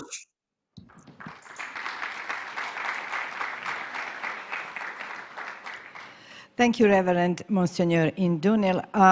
Maybe the most practical definition or the way of deciding when to use hate speech is what you actually said in your presentation. Do unto others as you would have them to do unto you. So try not to do harm. Feel how you would feel if someone used the same words against you. Thank you very much, Reverend Monsignor. We are ending, it seems, this session by another presenter. There will be no time for questions and answers, unfortunately, but that's the reality of this kind of events. Mr. Hamdan Al-Yamahi, the floor is yours. Thank you very much. I'd like to thank KAICIID for giving me this opportunity to participate in such a high-level forum. First of all, I will start with introducing the organization I work on. The Interfaith Alliance for Safer Community was established to empower faith leaders to work for the safety and security of our communities, tackling permanent issues in society. We do that through a passionate network of advocates from civil society and faith communities around the world. We aim to facilitate the building of bridges between key stakeholders, including faith leaders in the community, NGOs, experts in various domains. We are conscious of the importance of empowering faith leaders, both at the institutional level and grassroots level, with knowledge and to mobilize them to play a more active role in community safety. We have different areas of focus based on current challenges being faced by our communities and requests we receive from faith leaders. Hate in our communities is something we have been approached about 2 years ago. We have worked with many faith communities around the world, such as in Moscow, New York, and Israel. Hate crime during the pandemic witnessed a rise. Hate against race, faith, gender, orientation is all hate, and hate online, specifically that which intense violence posts, needs to be addressed in a comprehensive way by all of us. The use of religion as a political tool is at a high with an impact of society, economy, technology, security, and safety in communities. Our working model is straightforward. We work towards eliminate these issues through international knowledge workshop, the development of practical responsible toolkits, and by fostering partnerships that bridge gaps. One of our main partners, Chief Rabbi Goldsmith, we work together in combating some of hate speech crimes. We are now dealing with these problems in our communities against the backdrop of the ongoing COVID-19 pandemic. The Interfaith Alliance for Safer Communities is working to mobilize faith leaders in combating hate crimes by fostering interreligious and intercultural understanding in communities. Hate crime, anti-Semitism, and Islamophobia are dark forces at play in many communities, but there is also much positivity at allied to be found in faith communities. When we organize workshops, whether they were regional or international, we found that faith leaders from different faiths want to work together, want to integrate into a community. They are willing to leave their differences at the door, are coming with ideas on how to solve problems. They are coming to have a productive conversation. There has been a marked increase in cases of hate crime and online hate speech as a result of pandemic, targeting groups of people in different countries due to their race or religions, including Asians, Jewish, or Muslims. Hate crimes can be undertake many forms, such as physical and verbal attacks against individuals as well as attacks on property. One of the most concerned trends in recent time is the use of the internet and social media to spread hate speech across the large audience. During a roundtable event hosted by the Interfaith Alliance for Safer Community, a point of discussion was that anyone can be a victim of hate crime, and therefore nobody is immune. Faith leaders have a power within their communities to heal wounds and bring about changes, which is why they are such a precious resources. In this precious and somewhat social isolating time, it is more important than ever that faith leaders now begin to harness and take actions to voice as a voice of hope. They must also address the spiritual needs of their communities and strengthen resilience amongst their members. Faith leaders are here to help, and they should have a seat at the discussion table. They are motivated by peace and want to support the community. At our Tackling Hate Speech workshop, research presented showed that hate speech leads to measurable harm, including psychological and emotional, higher infant mortality, great levels of substance abuse, and a lower life expectancy. In addition to harming the targeting community, hate crime can also lead to a socio-economic harm to their broader communities. Our work with the first conference of Imam against radicalization in France and a conference of European rabbis in Germany, as well as engagement with the World Economic Forum in Davos, is a helping towards educating and spreading awareness and shining a light of the dark element of our global open digital society. Partnering with this organization through various events aim to help to build awareness and reduce the spread of hate crime and make genuine difference within our communities.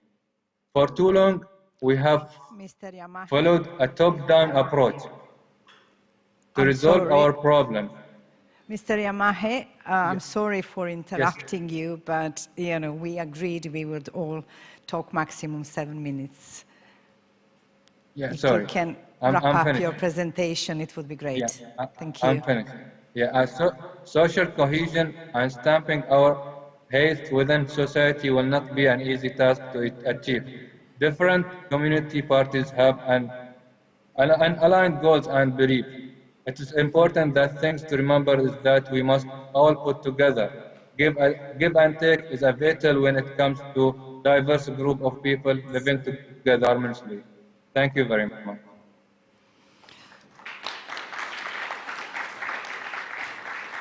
Thank you, Mr. Yamahi, for this inspiring presentation and for introducing your organization.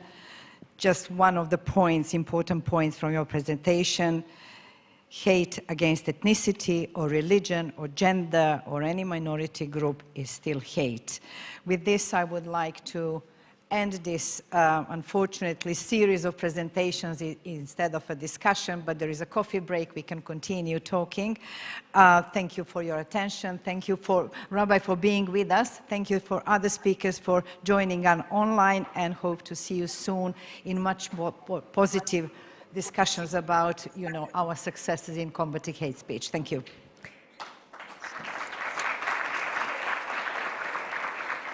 Thank you very much for this engaging and indeed insightful session.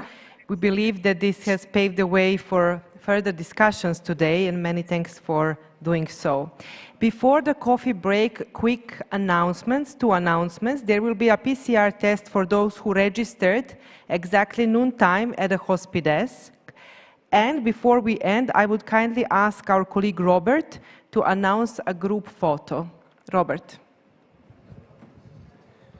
Thank you for your attention. Before we all leave the room, we would like to do a group picture of all of us. We did very well 2 days ago. I'm confident we can repeat this success today. I would kindly ask all of you to come to the stage. We'll have 2 or 3 rows, and our dear photographer Nuno is the one with the camera. So please make all sure that you look into the camera. It's just going to be about 3 or 4 minutes of your time before you can have coffee. Thank you very much. Much appreciated. Maybe the first line right here, behind the screens, from my perspective behind the screens, and then a second line on stage.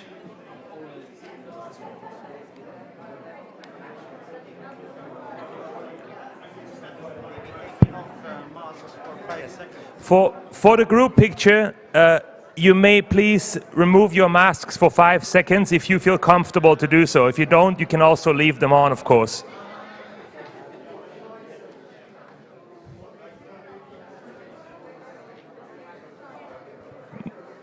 Nuno?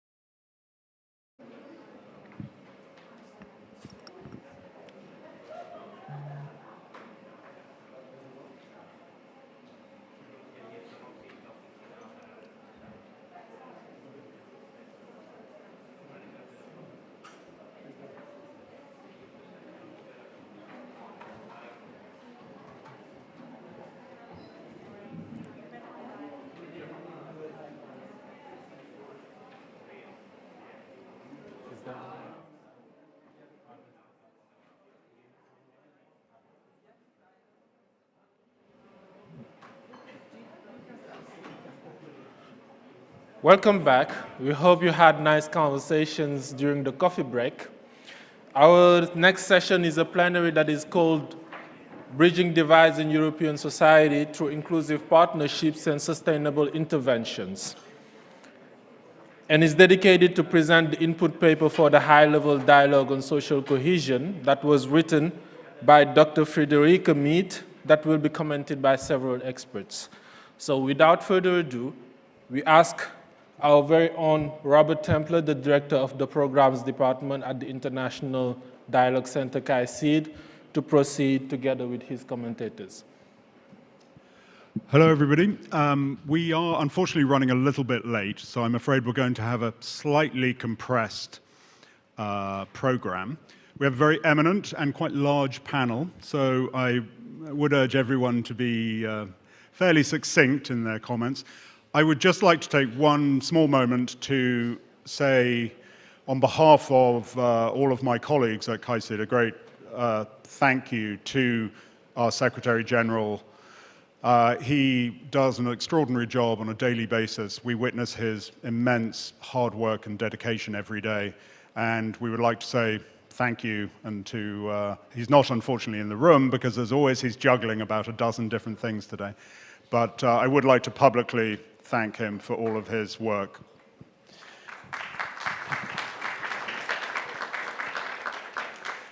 And without further ado, we're going to go to Dr. Friederike Mead, who has written 2 research papers for us, including the input paper that is available to you all, and she's going to give us a brief outline of that. Yes, good morning, everyone. Thank you so much for the introduction. And I would like to also say thank you for the opportunity to be at this meeting where so many people from different sectors are coming together. And this is such a great opportunity to talk about our topic, how to create sustainable partnerships in countering hate speech. I would like to share with you today some of the findings of a research, mapping research that I conducted for KAICIID in the past few months. And in that research, I looked at how religious actors are actually working on the ground in countering hate speech, looking at their experiences, looking at the best practices that they can share. So there are 2 papers that are connected to this research, and one you are able to read today, and there's a larger one that will be published later on this year.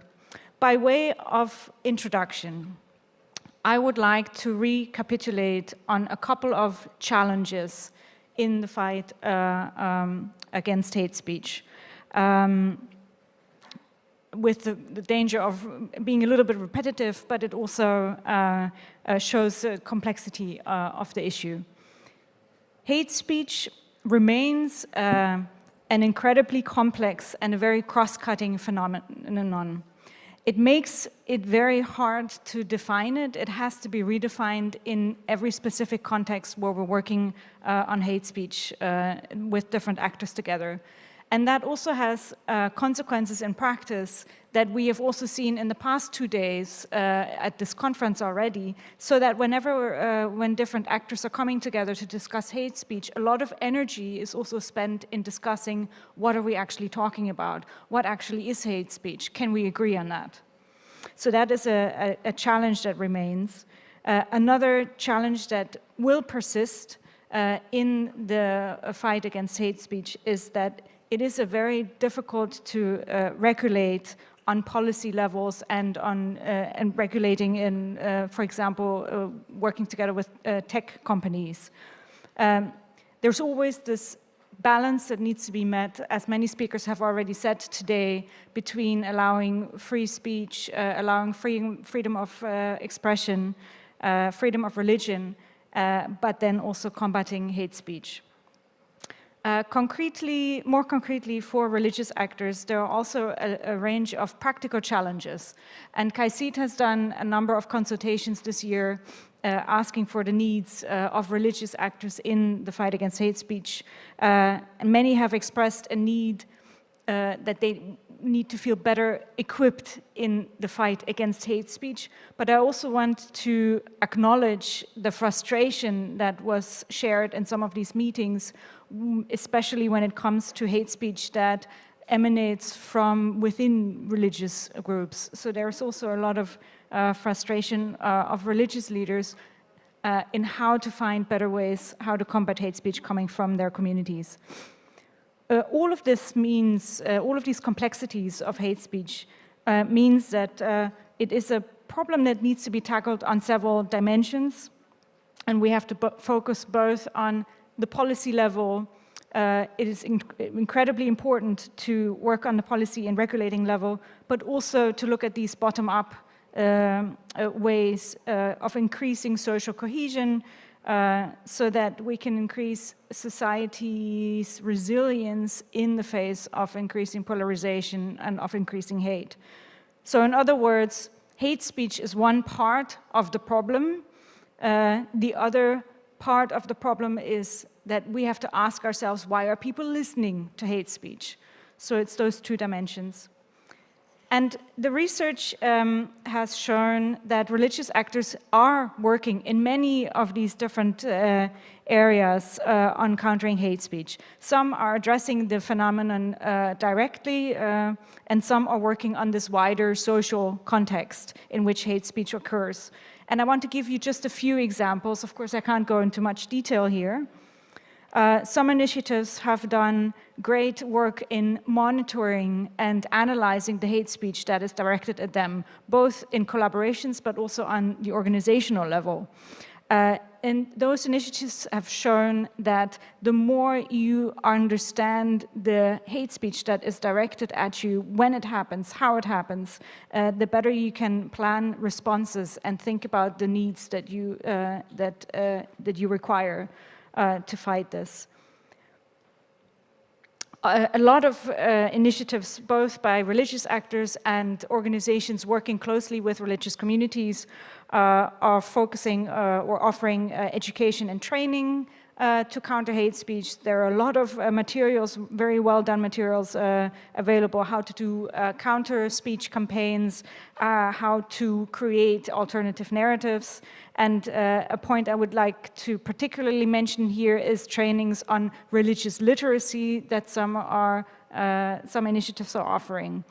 Other initiatives are working to strengthen religious communities' identities. And this may not sound like working directly on hate speech at first sight, but they are arguing that the more secure and confident one can be in their own religious identity, the less they are threatened by other people's identities. So in the end, this also works to counter hate speech.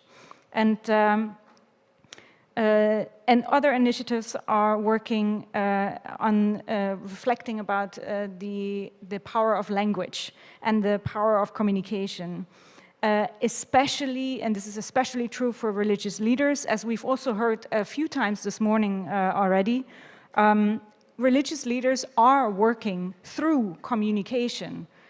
So being more mindful about how you communicate and what kind of words you use can also set examples of how to speak about certain issues and how to speak about certain groups.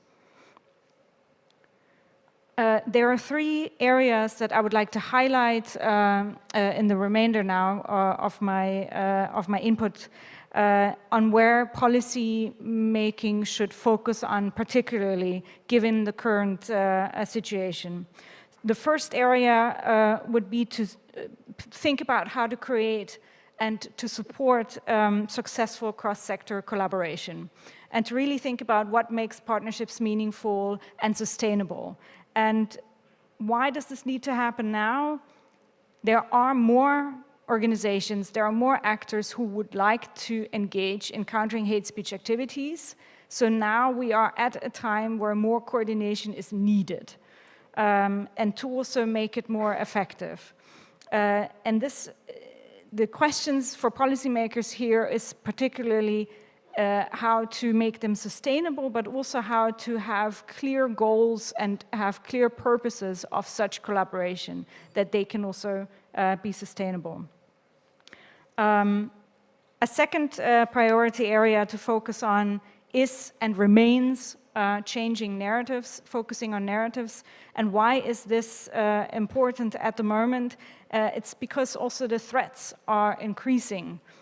We are now seeing that there are a lot more malicious actors that are spreading not just hate speech, but also misinformation, conspiracy theories, and all of this mixed sort of messages in a much more organized way, using different forms of media. So it is ever more important to work on creating positive narratives. And we had the discussion yesterday to not forget the role of media in this area, both social media, but also traditional media, because it is one area that really influences public opinion. And then there are also, but when it comes to religious leaders, there are also a lot of indirect ways in how organizations and initiatives are able to shape narratives. The actions of religious leaders, the actions of religious communities can challenge stereotypes and can challenge existing narratives. So it's also a question about becoming more visible in wider society. And a third and last area that I would suggest to focus on that remains incredibly important is building cohesive societies. Of course, this is a very broad topic, but this is also where religious communities and religious leaders can contribute a lot. And this concerns both improving relationships between religious communities, but also between religious communities and the wider society. And this also includes what some have already mentioned also today, working also within a religious community, working to promote openness and inclusivity in one's own religious community, encouraging youth groups, encouraging women groups to participate in religious in meetings or in events, and also to increase exposure between religious communities and outside or members of the wider society, particularly where there are minorities. To conclude, I would like to say that both the input paper that you're able to read, that is available here, as well as the larger paper, there are still work in progress. So for the remainder of the session, I will be sitting here taking notes and to listen to your feedback, to your input, and to learn a little bit from the wisdom that is in the room, to incorporate this in the publications later on. Thank you very much. Okay, thank you very much, Dr. Meek. We are going to move very swiftly on to the Reverend Dr. Richard Sudworth from the Anglican Church in the United Kingdom, who's going to respond to the paper. Great.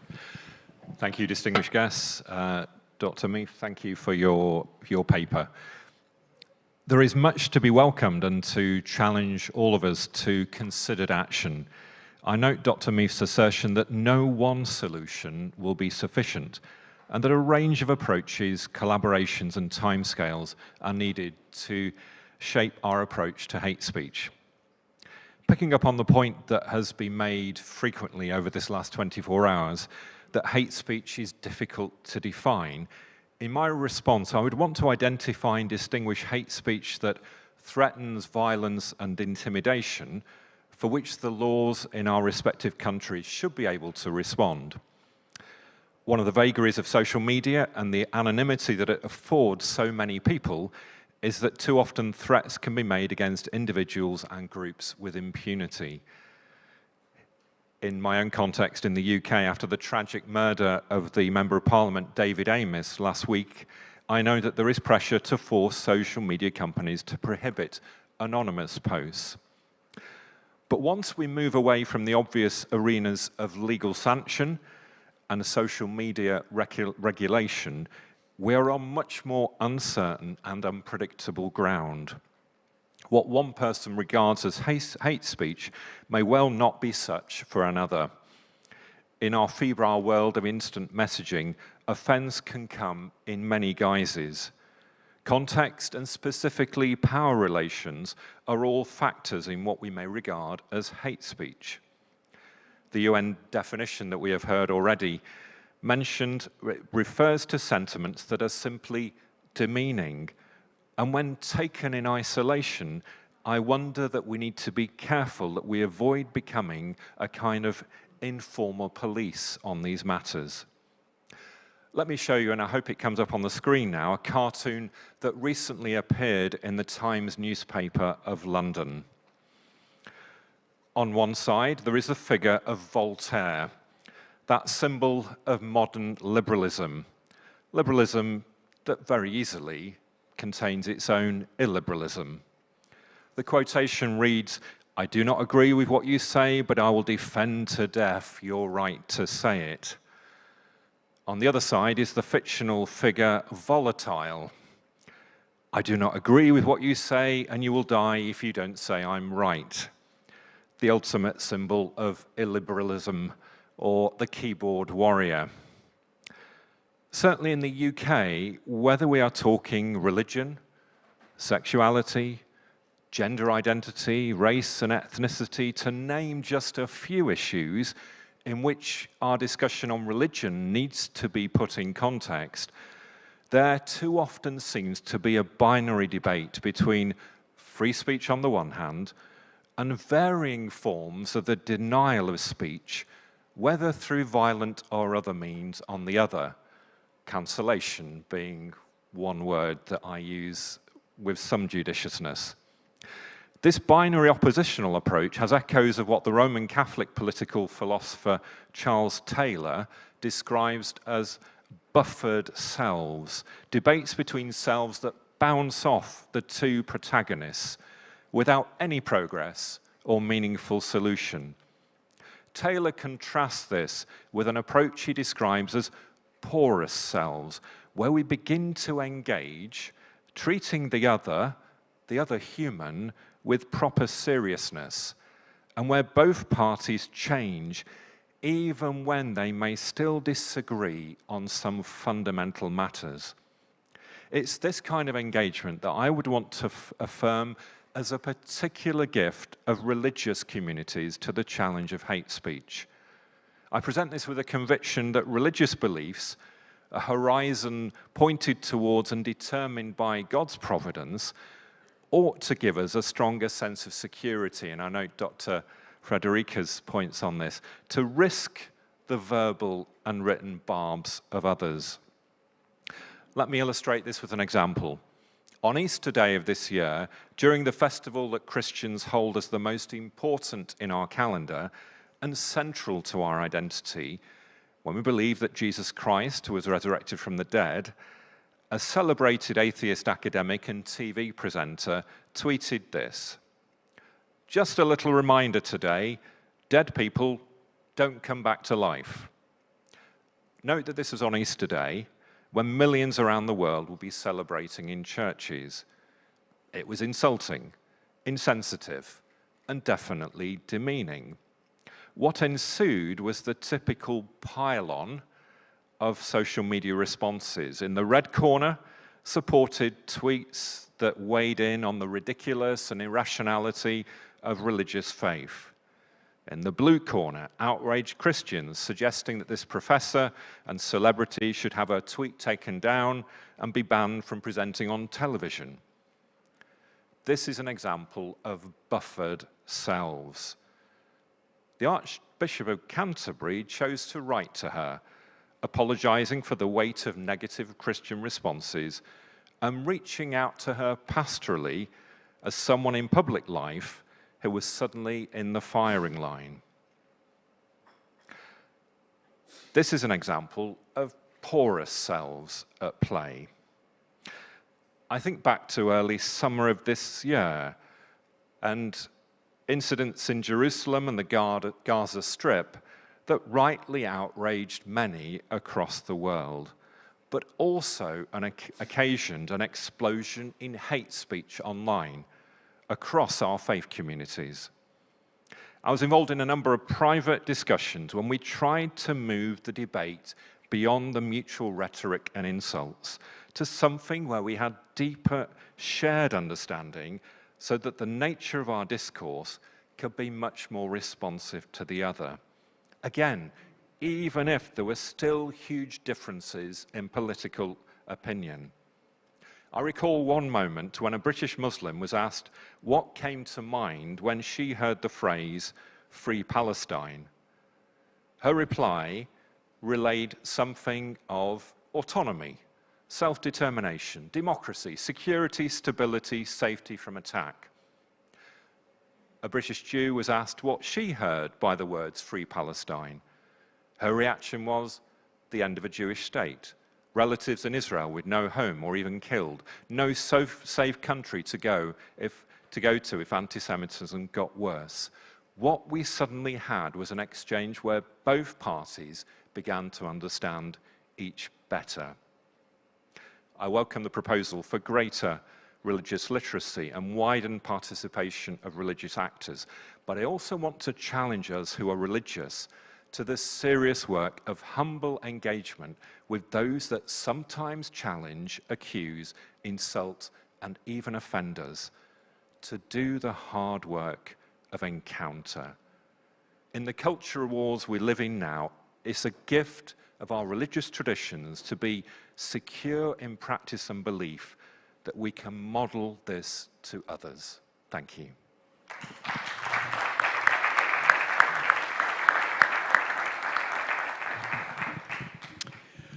Thank you very much for those very important words. We're now going to go to Professor Mark Owen, who's Secretary General of the European Council of Religious Leaders, a part of Religions for Peace Europe, who is joining us online. Thank you very much. Can you hear me okay? Yes, we can hear you well. Thank you. Well, firstly, sorry I can't be there in person. I was planning on coming, but was prevented at the last moment. So apologies for that. If I may, I'm going to offer a few brief comments, as I know we're trying to be brief, on the excellent briefing paper. So congratulations, Dr. Meath, and the accompanying recommendations, and make a couple more general observations and suggestions. So the paper, in my view, offers an accurate summary of many of the discussions and concerns we've been having in the European Council of Religious Leaders, in Religions for Peace, and I've heard often in many interreligious circles. It also pleasingly takes note of the current evidence base, which I think is important in my other role as an academic, and which is too often ignored, I think, in what works in countering hate speech, particularly online. So yeah, congratulations and thanks again to Dr. Meath. It makes some specific recommendations for faith actors also, many of which I'm pleased to see, as well as noted, is already happening in many religious communities, although of course we can always do more. I was really pleased also to see the report rightly note that hate speech, its causes and effective responses are inherently contextual and require context-specific approaches and responses. Therefore, giving individuals and organisations the tools and the frameworks to better understand and respond to hate speech in their own context is vital. And this is something certainly we're working on at Religions for Peace Europe, led by the European Interfaith Youth Network. We're working on a project which is in partnership with UNICEF that is trying to counter hate speech, particularly against refugees and migrants, because of the impact that has on children. The project's developing an evidence-based social media toolkit which guides non-experts on assessing the risk and responding to hate speech in their own context. So it's in quite early stages at the moment, this project, but we welcome all interested collaborators. The more the better in our view. So if anyone is interested, please do get in touch and I can send some more information. Interestingly, the current research suggests that more reactive and legislative approaches have limited impact, and whilst of course are an important dimension of our approach to tackling hate speech, punitive approaches tend to reinforce narratives of victimization and exclusion and actually push hate speech elsewhere rather than end it. I think, however difficult it is to accept for some of us, we have to accept that social media platforms in a variety of forms are here to stay, and hate speech will not be ended, unfortunately, through legislation alone. We discussed yesterday in some of the working sessions about the importance of education, and research shows that education is particularly effective, a particularly effective approach, especially when it's targeted, encouraging people to be more critical and reflective about social media and what's posted on social media. This, for me, is absolutely vital. We need many more initiatives that critically or encourage people to critically question the mechanisms and intentions of social media. And perhaps many of us have seen the Social Dilemma documentary and the revelations in that. We need to get people to question more the implicit intentions, modes of communication, the impact on our societies and communities of social media. And there's no doubt its tendency towards simplistic communication and that the way it encourages the search for mass audiences and communication encourages extreme and divisive positions. At our research centre, also in my other role as an academic in the UK, we're doing some work in this area, and we're drawing on our experience of conflict transformation in contexts around the world. And I just want to end by sharing a couple of brief ideas and propositions which might be of interest. We need to remember that hate speech is a cause of division and violence within our societies, but it's also a symptom and expression of perceived grievances and often fear. It may be an uncomfortable truth, but people who perpetuate hate speech, who are discriminatory, racist, prejudiced and violent, are often individuals and groups who feel disenfranchised, bitter, resentful and full of fear themselves. And time and again we see this in situations of conflict where hate speech is perpetuated against others because individuals and groups have narratives of victimization, disenfranchisement. They feel out of control of their own circumstances, feel they have no other options, and are angered by their own impotence in society and the world. This is in no way intended to condone hate speech or behaviour. Indeed, we do and should condemn hate speech in the most unambiguous ways. However, if we want to effectively address hate speech and division within our societies, we must recognise that these people often see themselves as victims, are to some extent a product of their environment. We must ask ourselves and our governments, I think, some very difficult questions. Do we exist within societies, or do the conditions exist within our societies which make hate speech more likely? Do we live in fair and just societies and communities? Do our political leaders and our systems, and indeed our religious leaders, model the types of behaviour we would like to see in everyone? Do our societies and politics value collaboration, relationships, respect, empathy, or do they model antagonism, division, confrontation, power, and winning and defeat in our systems and our speech? So whilst I'll endorse all the recommendations in the report, I think I'd want to ask whether they go far enough in addressing the root causes of hate speech and the root cause of division and disharmony in our societies. We need more initiatives that don't simply condemn and shut down the people who perpetuate hate speech, marginalising and dismissing them and often pushing that speech just underground, but learn how to listen respectfully, modelling exactly the type of behaviour we want them to use, disagreeing unambiguously but also constructively, maintaining our dignity and kindness and our own religious values. By not doing that, we drive people to marginal positions and create the exact conditions for hate speech and violence. That, again, the research shows this clearly. This is an area I believe religious leaders and communities can make a unique and absolutely vital contribution. And as suggested in another session, I support the proposal of an interreligious task force mandated exactly with the task of attempting to engage directly with those perpetuating hate speech, listening to their reasons, whilst making absolutely clear it is in no way condoning or legitimising, but making a real effort to understand and enhance their knowledges of the grievances. A religious body with the knowledge and expertise and wisdom to connect with those people who perpetuate discrimination and hate, and counter them not in a condemnatory and punitive way, but through building bridges and countering their misguided views through kindness and engagement. when people feel listened to, and again we see this in conflicts around the world time and time again, no matter how unsavoury their views, it often dissipates feelings of anger, hatred, fear, which often drives conflict, and we can begin to address then the root causes and problems of hate speech. This is how conflicts usually end. That's what the evidence shows, and most importantly, this is how peace is often sustained. So thank you very much for listening.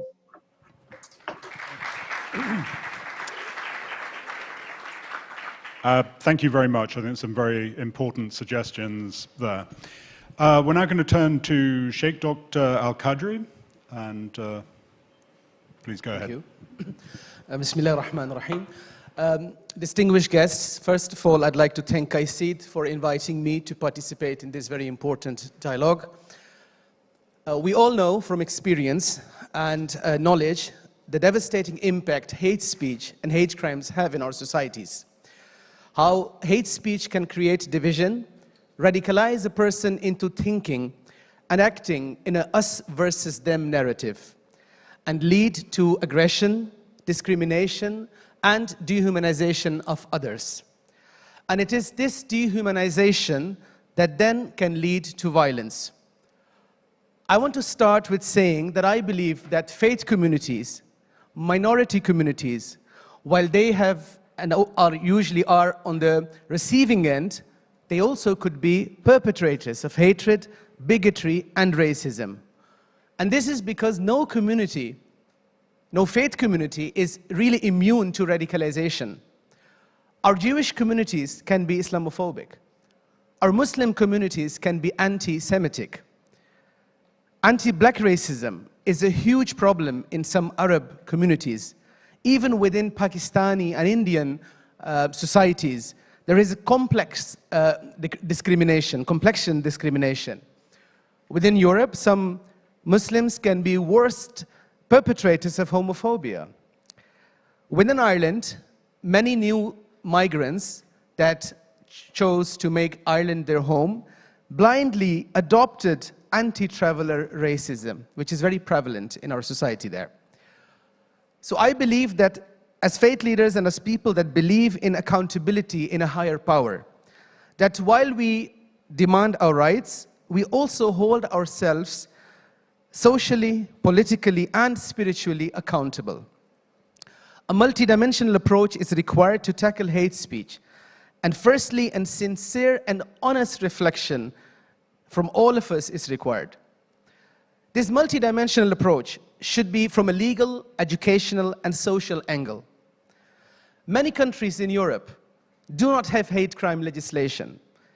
It is firstly important to have hate crime legislation at EU level against xenophobic hate speech and hate crime. However, criminalization legislation isn't the only way forward and isn't the solution. While it does combat hate crime and hate speech, it does not prevent it. So a robust response will come through cohesion, integration, and bridge building. So firstly, collaboration between faith communities is required. 3 years ago, or almost 4 years ago now, European and Muslim scholars, imams, muftis, and European rabbis came together in Amsterdam to establish the MJLC, Muslim Jewish Leaders Council, in order to collaborate on many future projects to tackle challenges our faith communities face, such as hate speech. Although the prejudice about each other is mostly not found on leadership level, and in fact, rabbis, imams, muftis get really well on together. I remember just before the pandemic hit, we had a meeting in Matera in Italy, and it so happened that it was my birthday at the same time. So would you believe, imams and rabbis were all singing happy birthday for an imam. And that all happened on leadership level. The real change that is required is on grassroots level, because most of the prejudice we find on that level. So more collaboration is required on that level, and religious leaders should promote the value of peaceful coexistence and inclusivity, especially within their own communities. And I believe all faiths, all religions, whether it is Islam, Christianity, Judaism, Hinduism, etc., all have a strong foundation, and the essence of all these faiths is peaceful coexistence and inclusion. And the essence of all these faiths is humanity. So I think that the remedy to change the grassroots level is education.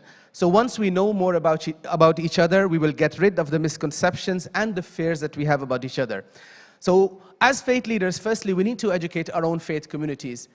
Within our faith communities, I believe there is a lot of ignorance about how our faith can and does in fact encourage peaceful coexistence. In Ireland, a couple of years ago, we tried to challenge that within our community by inviting a Jewish Holocaust survivor into the mosque. Not only that, we went a step further. The next Ramadan, we invited members of the LGBT community to come and join us for the iftar dinner. The impact that had on the society, a lot of anti-Muslim sentiments, Islamophobia, we got rid of it. And in fact, the general public welcomed us so much that during the pandemic, when we were all hit in our faith communities, places of worship were closed, we had the challenge of where are we going to pray our Eid prayer. And do you know, we as Muslims in Ireland, we had the largest support from the larger community to have our Eid prayer in the most iconic Irish venue, which is Croke Park. This would not have been possible if we did not reach out to the larger community and have dialogue with them and try to get rid of the misconceptions and misunderstandings. I also believe that reporting hate crime should be easy. A lot of faith communities, members of faith communities do not really know what to do if they are targeted by hate speech or hate crime. They don't know where to go. So there needs to be training within faith communities, organizations, regarding what is hate speech and when someone is a victim, where can they go to? Not only that, I believe it is also important to have training for policymakers, important training for people that work in law enforcement agencies, because institutional racism, unfortunately, is a reality in certain cases. And how do you get rid of them to ensure that there is even training within those sectors about what is discrimination, what is hate crime. And when somebody comes to you to report a crime, it may look from the outside to be a crime, a theft crime, for example, or just vandalization. But in reality, the motive behind could be hate crime also. So this is something that I think there needs to be more training also. And faith communities, usually, and faith leaders are willing to play a role that can bring solutions on the table. But these faith communities and faith leaders often lack resources. And I think supporting such councils like the MJLC and other networks where faith leaders come together to combat the challenges our societies face, to support them is extremely important. And once we faith communities have the support, the leaders have the support, I think we can play a very important role in making the society that we all live in, and it's our society, it's our Europe, to make it a more peacefully coexisting society and a real pluralist society for everybody. Thank you very much.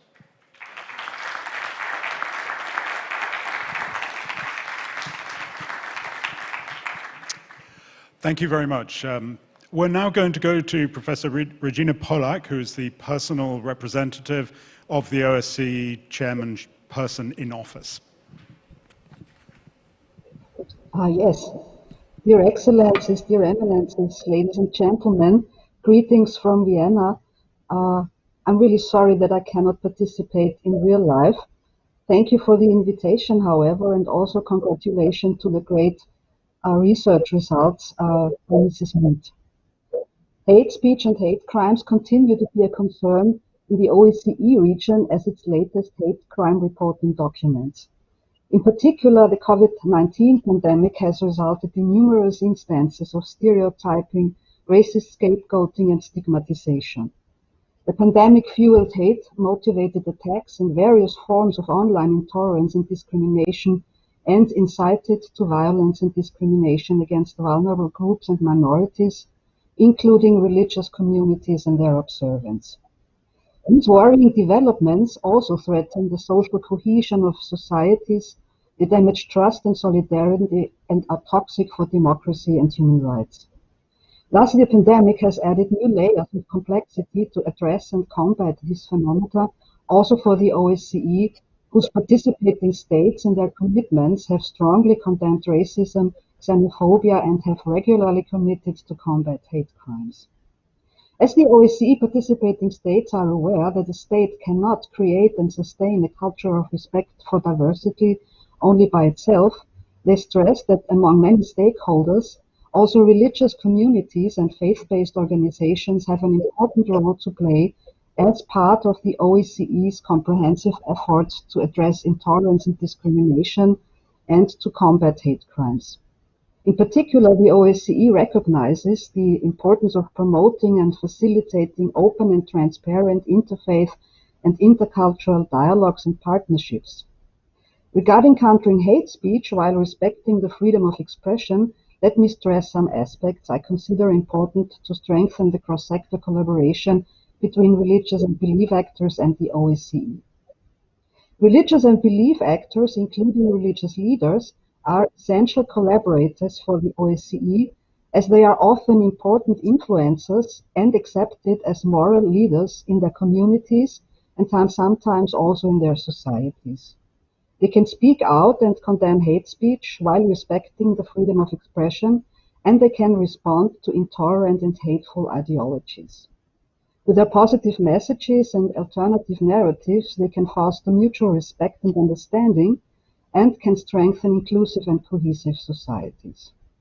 They can also support the OSCE to understand and to address all the different reasons and drivers of hate and hate speech, such as emotional, cognitive, social, cultural, historical, spiritual drivers.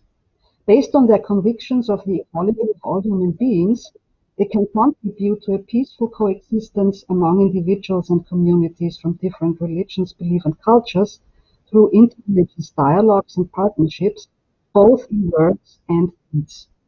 They can stand by and counsel and support victims of hate speech, both individuals and communities, and by this demonstrate solidarity. By promoting dialogue among different religious and faith-based communities and between religious communities and the wider society, they can provide spaces and platforms where people can learn about the beliefs and practices of other people and communities, and they can experience diversity as a gift and as a resource. And they can help to implement and foster the recognition of and the respect for human rights, as they share many of the normative human values human rights are based upon. Based on these capacities, I recommend some aspects. Religious and belief actors can and should systematically condemn hate speech firmly and in public, also reminding governments, political actors, and parties of their duty to uphold the OSCE commitments. Religious and belief actors can and should support the OSCE in monitoring and reporting hate crimes, including disaggregated data collection. These are important tools for the OSCE, which help to protect individuals and communities, including their buildings, from attacks, and they can raise awareness. Religious and belief actors can and should provide and strengthen religious narratives, stories, and traditions that foster virtues such as tolerance and forgiveness, the recognition and value of diversity, as well as reconciliation and the unity of humankind. Of course, this needs religious literacy also within the faith, the believers. Religious and belief actors can and should also pay attention, special attention to women, as these are often victims of gender-based hate crimes, with single and multiple bias motivation in which gender intersects with race, ethnicity, and religion. And religious and belief actors can and should intensify the establishment and institutionalization of interfaith and interreligious dialogues and encounter, and build coalitions to promote intercommunity solidarity on a sustained basis. Such interreligious and interfaith coalitions can be influential role models for mutual respect and lived diversity for society, and they can also strengthen resilience to hate and provide structures to support in times of crisis. This all needs expertise. With numerous tools and reports, programs, and trainings provided by ODIHR, the OSCE stands ready to support religious and belief actors to further develop the important capacities of religious and belief actors and communities. With its fact sheets on hate crimes, ODIHR can support to identify, monitor, and report hate crimes. On the OSCE hate crime reporting website, reports, data collections, educational material, etc. can be consulted. With its trainings, ODIHR can encourage community leaders and members to develop skills how to identify and combat hate crimes. Last but not least, ODIHR's practical guide on cohesion building for tolerance and non-discrimination provides multiple resources and presents good practices and step-by-step instructions how to create successful coalitions. The OSCE is aware that the contributions of religious actors are not only valuable, but most necessary and indispensable to combat hate speech by respecting the freedom of expression and promote societies based on tolerance, non-discrimination, the recognition of diversity and human rights. Thank you for your attention. Right. Thank you very much, Professor Polak, for your very interesting remarks. And now we're going to go to our final panelist, Professor Peter Petkov, who is Director of the Religion, Law and International Relations Program at Regent's Park College. Thank you very much. As the last speaker, I'll also probably the most boring legal contribution to the conversation, partly because I'm a lawyer and partly because most of the important and interesting things were already said by the previous speakers. However, I was asked to reflect and respond to some extent to input paper 5, and that's what I'm going to do. And to me, it seems a very important paper, and any further comments I would make must be seen more as encouragement to go deeper, further, and develop something which looks excellent. And what I find particularly interesting and at the same challenging about this paper is that brings together things which are very close to my heart. Engaging and challenging hate speech, imagining and dealing with the challenges and the opportunities of cyber law and cyberspace, and trying to calibrate cyber law and cyberspace in similar or different ways from our civic spaces, our conventional civic spaces. And if there are different ways of doing so, why are there different ways? Why is this cyberspace different? And finally, how could religious voices make a meaningful contribution to those conversations? How could this conversation be different and go beyond merely endorsing existing policy? How do they do things in a more meaningful way or complementary way, but also push the boundaries of recommendations, guidelines, very useful, very effective, produced by the OSCE, by the Council of Europe, by the European Union, through the jurisprudence of the European Court of Human Rights or the international organizations. And here lies the problem. In most of the engagement I've been involved with religious voices in the public sphere, religious voices tend to shy away from bringing their authentic policy impact and tend to operate more as endorsing existing policies rather than trying to push the boundaries where policy fails. And hate speech may be one of those opportunities, but again, it presents challenges. And one of the challenges, particularly challenge I see in this paper, is that the engagement jumps straight into hate speech. As a lawyer, I'm obliged to remind our collaborators and our partners that there is a very obvious reason why Article 20 of the International Covenant for Civil and Political Rights comes after Article 19, because they have to be read together, and we cannot engage or confront hate speech in any meaningful way unless we start from freedom of expression. And any taxonomy of dealing with hate speech would be having freedom of expression always as our starting point, followed by any limitations to freedom of expression, and then followed by a very clear mandatory assertion that all state parties to the International Covenant on Civil and Political Rights have a mandatory obligation to confront hate speech. So hate speech doesn't have a freestanding status. We could choose to engage with something which is in our way, and we have to put it away. There are plenty of authoritarian governments around the world which do that, and they do it pretty well. When Bill Clinton praised the discovery of the internet and how this is going to produce the free world, the Chinese responded, watch us, and they created the Great Firewall of China.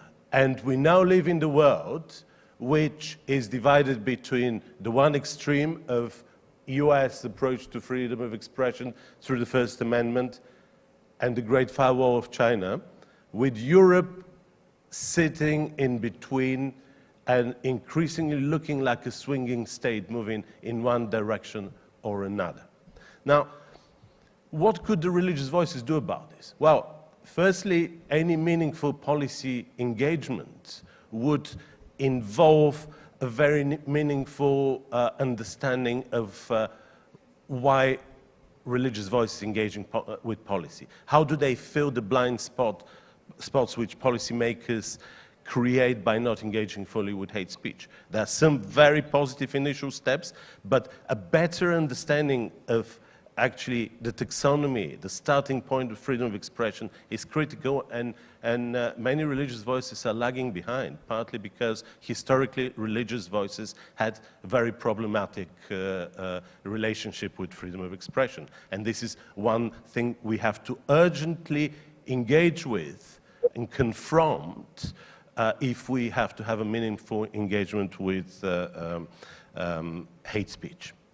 The second level, policy making, as far as the cyberspace, as far as big data, as far as hate speech is concerned, has tended to be more reactive rather than reflective, partly because technology evolves faster than law, and policymakers never have time to actually come up with reflective laws to embrace the change. Well, we need more reflective laws. We need imaginaries, visionaries, who could imagine in what way cyberspace, cyber law could create civic dialogical spaces, could create cyber civility in a similar or in a different way from our civil society, but also engage with the question in what different way that would be. And religious voices in many ways have been doing this very effectively in trying to help international community, international organizations to imagine international law more as a living document or series of documents with a broader normative landscape rather than with law with teeth, which has for years been missing in the international discourse. And last but not least, it is critical that any religious voices do what you're doing very effectively, very well, but calibrated with existing monitoring mechanisms which are already doing a very good job. And in those monitoring mechanisms, in order to strengthen their position and keep putting pressure on state parties to fulfill their obligations. I like an earlier communication that when it comes to hate speech or preaching truth, individual religions have their claim for monopoly on truth. And their role cannot be to push and use hate speech as a way of justifying some kind of trivial way of engaging with borderline blasphemy or with not necessarily very savory theological position. But the role of religious leaders and religious communities is to really remind the states that it is their responsibility to maintain freedom of speech and freedom to pursue ideas and seek truth, hold governments accountable in the same way it's their responsibility to protect freedom of religion and belief. And last but not least, the great prophet of media studies and the studies of the internet, Marshall McLuhan, once said, medium is the message. It doesn't matter what the message says. It matters how it is conveyed. So while we try to confront fake news, post-truth, and hate speech online, we must be very careful. If we keep producing too many documents, too many statements, and trivialize our engagement with hate speech would become meaningless, and it would be much harder to deal with the big challenges and the big dangers behind hate speech. And let me remind you something. As far as Article 20 is concerned, which is the blueprint of, with which we engage with hate speech through international law, was historically put there to remind us that the international community is committed to not repeat the atrocities of the Second World War. Since the creation of Article 20, the only meaningful engagement with Article 20 has been to condemn trivial academics who have engaged with tasteless and unscholarly Holocaust denial. It hasn't stopped any of the atrocity of the post-World War II. It hasn't stopped Srebrenica. It has not stopped Rwanda. Has not stopped the ethnic cleansing of the 21st century, and increasingly has not stopped the increasing cultural, religious genocide. Now, our role is not only to engage with something which is very important, but to engage in a coherent, meaningful way and provide policy, palatable action plans which policymakers actually understood and use, rather than get buried by recommendations, guidelines, toolkits. They would increasingly not be able to go through or comprehend, almost like a first-year law student who has read too many books and then doesn't know how to use them. And on this, I shall rest my case.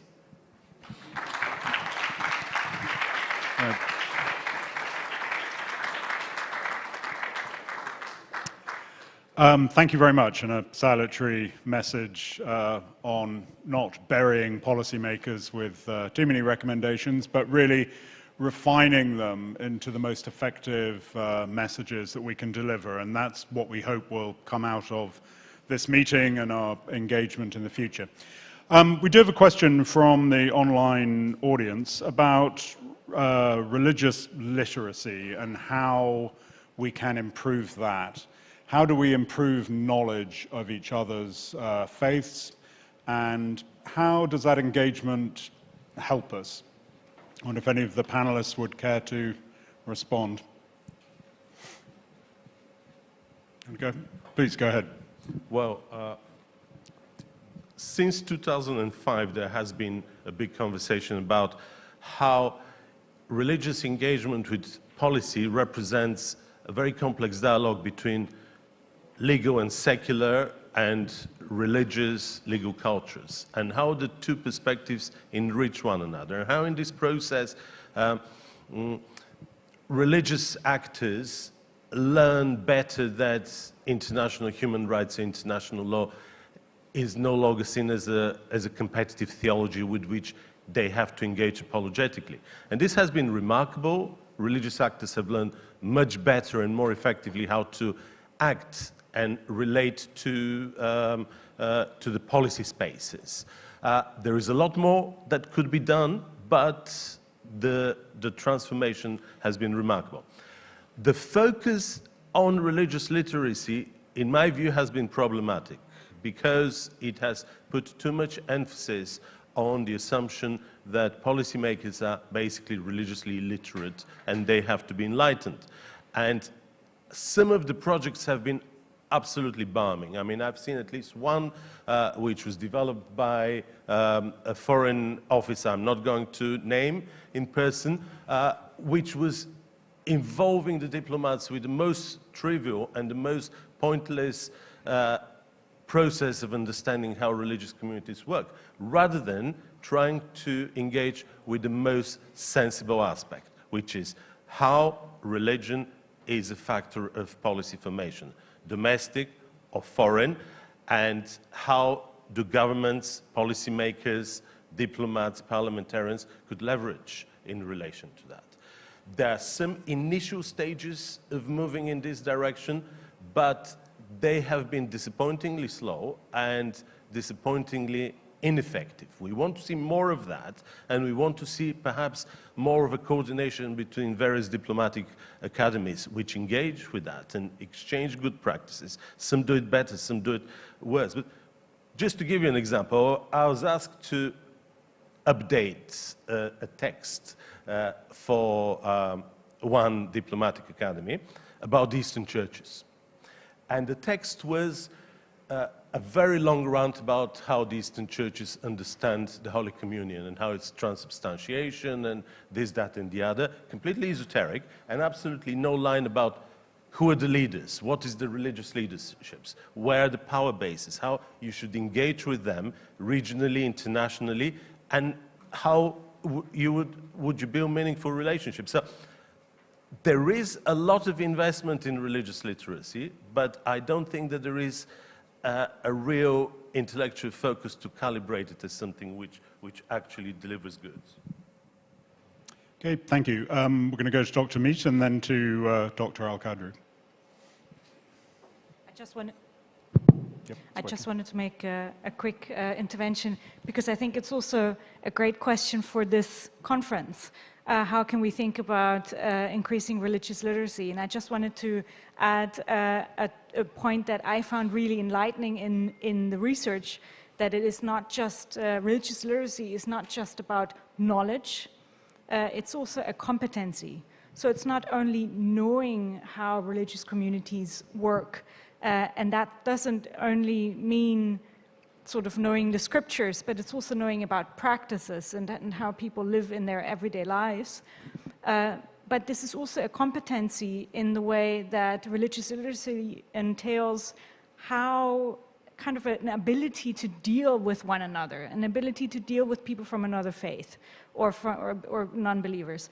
And in that point, it is not only something that outside actors have to learn, also religious communities have to know have to be religiously literate. So that's a point for reflection, perhaps. Dr. Al-Qadri. Yes. Religious communities, faith communities represent diversity. And I think if we have more appreciation of this diversity within our educational system, that will bring a change. Most of the perpetrators of hate speech, hate crime are not academics, they're not intellectuals, they're not faith leaders. All of that happens on the grassroots level, as I said in my speech. A couple of years ago, I would just want to share you an experience that a couple of years ago, I was approached by a Christian faith leader, and he wanted my support on a letter. And the letter was to a school board. And the letter was basically saying that we are extremely appalled by the school's policy to have an LGBT week and to celebrate this diversity, and our children have to do homework regarding LGBT challenges and all that. So he wanted my signature as the Muslim faith leader, as a faith leader, to also have on that letter. So I actually respectfully refused, and I said, instead of this approach, my approach would be to go to the school and tell them, look, we understand how important it is to have LGBT week, to teach our children about diversity, sexual diversity, and that it is not okay to discriminate against another child or another person because they have a different way of life. The same thing, what about Muslim faith communities? Muslim communities are facing Islamophobia. I think in your school you should also have the policy to have a Muslim week where you talk about, where you have the imam to come to the school to speak to the children, you have the school children to go to the mosque, and similarly you need to celebrate all types of diversity. There is a lot of anti-Catholic sentiments that we have in the society right now, so therefore the priests should also be able to come and speak to the children. And you know, the school board, the management, they accepted this. And you know what happened? After that, we started the whole series and program of school children going to the mosque and imams going to the children. And one of the things that really struck me was we had children coming into the mosque, and of course 400 or 500 can come in the mosque at one time. And for many of these children, they're 14 years old, 15 years old, secondary school students. We all have been teenagers. We know how respectful we were at that time for the other. And what happens is, you could see when these children were coming into the mosque, they're disgusted. They weren't feeling, they were making fun about it to each other. And as an imam, I could observe all of that. And some of them were annoyed that they had to take out their shoes. And they sat there for 45 minutes or so. They listened to me talk, and they listened to a sister, a Muslim sister, to talk about her life. And at the end, these students came to me and the sister, and they said, "Thank you so much, that was so enlightening."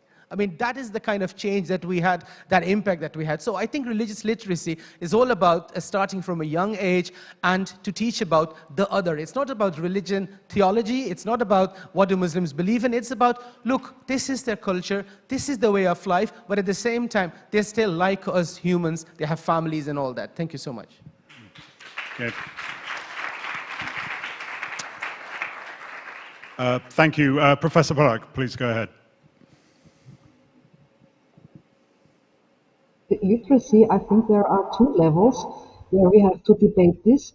The first level is, I think, that religious communities and institutions today face an enormous challenge to reinterpret their traditions, their texts, their practical traditions in the light and in the horizon of a transforming society, which means they must be interpreted in the light of a pluralistic world which is growing together. This is one aspect, which is not easy, I assume, and it's also a challenge for the education of religious leaders who must be educated in this modern way. On the other side, religious education, I think, must also be a public concern, especially in societies where we perceive a decrease of religiosity and an increase of secular attitudes, which means every human being, also adults, not only children, must be able to learn about religions and how religious people live and how religious people practice. Okay, thank you very much. Do we have any questions from the room or any comments that anyone would like to make?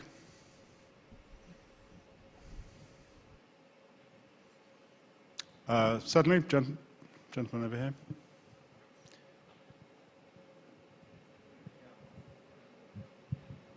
Thank you. Thank you very much for your contributions. My name is Sanait Kobilica. I'm Chief Imam in Norway, Islamic community, Bosnia and Herzegovina in Norway, and Chairman for Muslim Network for Dialogue. I would like to tell you 2 or 3 things in short. These 2 or 3 days, I have been listening to different experiences, contributions, and I have impression that we are inventing hot water that already exists. What I want to say, you have very important example that is called Norway.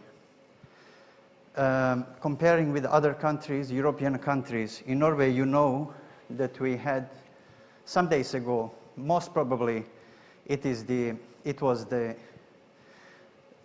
don't want to call it a terrorist attack, but it likes a terrorist attack, and they want we don't want to call it the far right, but I think it is the far right, and it would be the third terrorist attack by the far right in one European country.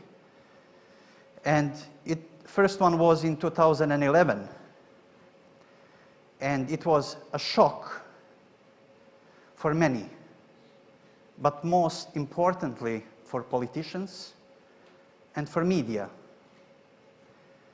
They woke up. They woke up and they thought, is this possible? Because since September 11th, so we were talking about Muslim extremists, Muslim terrorism, and so on. And suddenly we got Breivik, white man, Norwegian man. So something is wrong, something we have to change. And really it happened.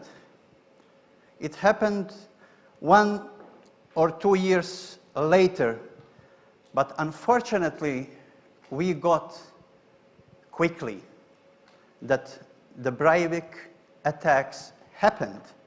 Why? Because the IS or Islamic State came in already 2014, 15, refugee crisis, and our populist politicians used that opportunity to go back to the rhetorics before Breivik. And what is shocking, the ordinary people also, allowed to be deceived. They forgot that the Breivik happened, that the far right is danger for us all. Yes, Muslim extremists, stupid people, danger people, they exist. And we have to face that challenge, that danger. And that the politicians went back. Unfortunately, in 2019, we got another terrorist attack on one mosque. Again, the far right, inspired by the Breivik, inspired by the New Zealand attacks, and so on. So it was the second alarm for the politicians, for media. My impression that much has been changed since that attack. Our media is, according to me, the media we were not used to. We were not used to. They are now. They are very careful, trying to be objective, trying not to spring to conclusions. We have politicians, we have the government who needed months, only months, to get the action plan first in Europe, action plan against Islamophobia in place. After 1 year, it was launched. So we have the action plan. Of course, we have to work on it now. We have to give it, as we say, some meat.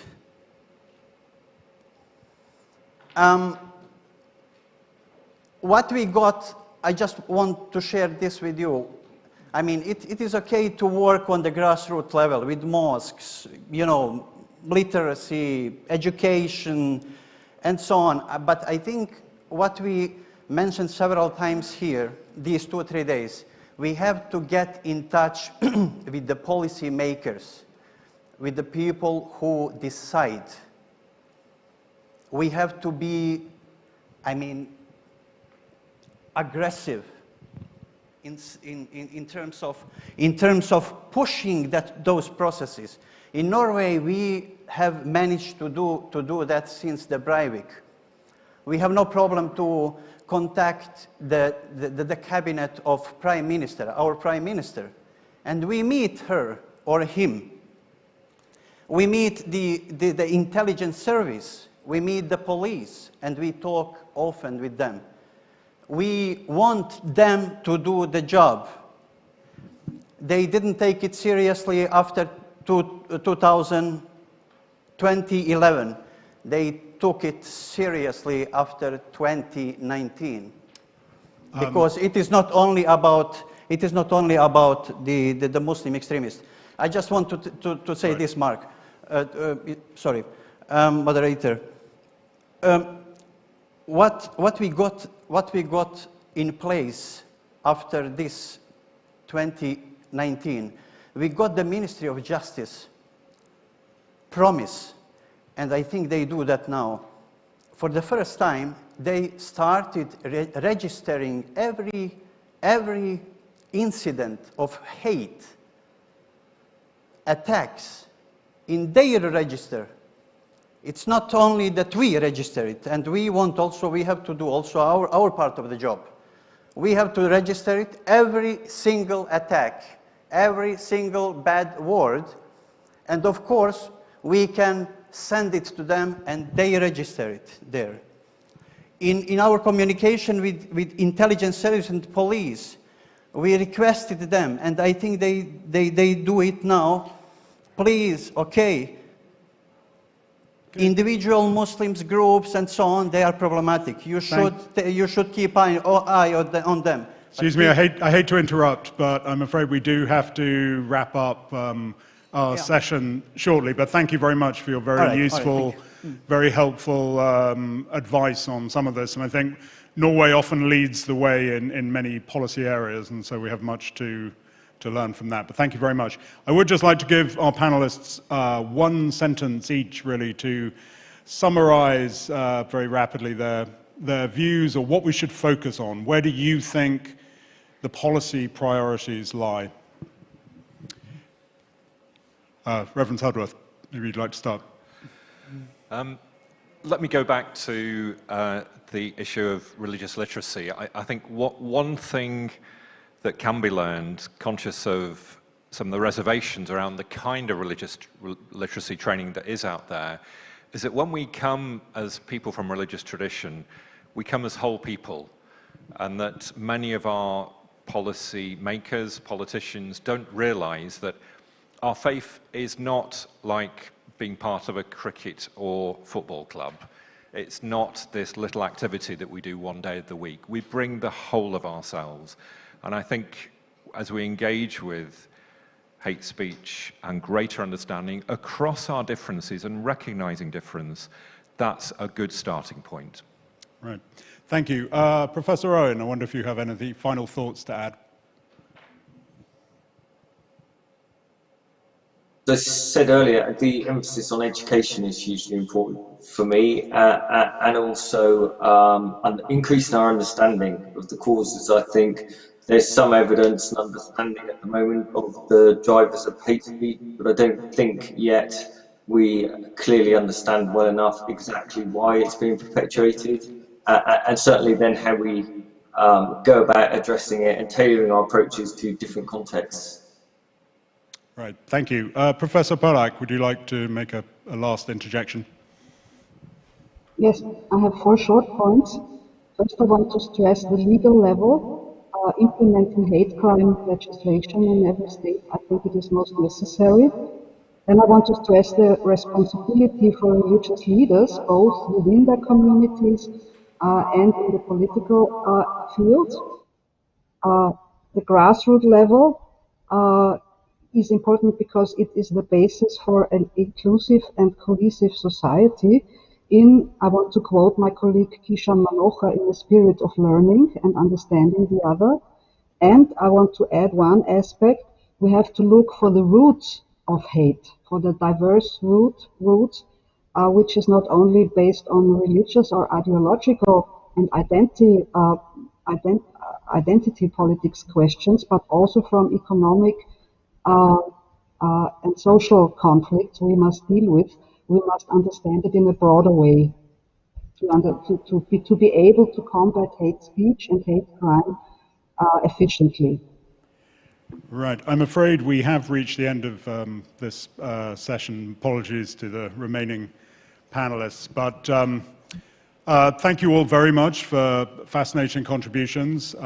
We would urge all of you to stay in touch with us and to send in any further thoughts that you might have so we can develop our policy paper. And now I'm going to hand over to my colleague to make an announcement.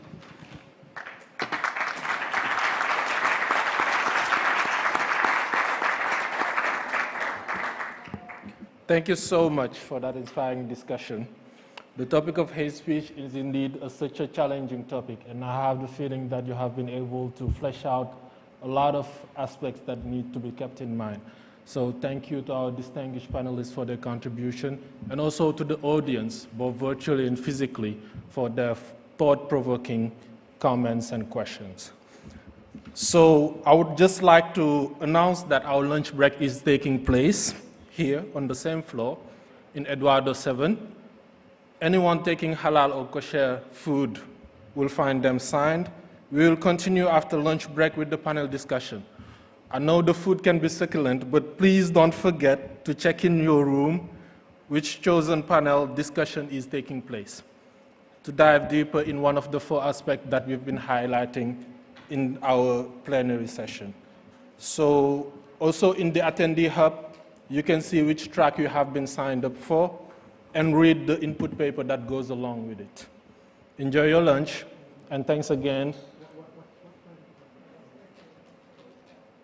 Enjoy your lunch, and thanks again to all of you that made this morning's session so insightful and allowed for a lot of learning. Thank you very much.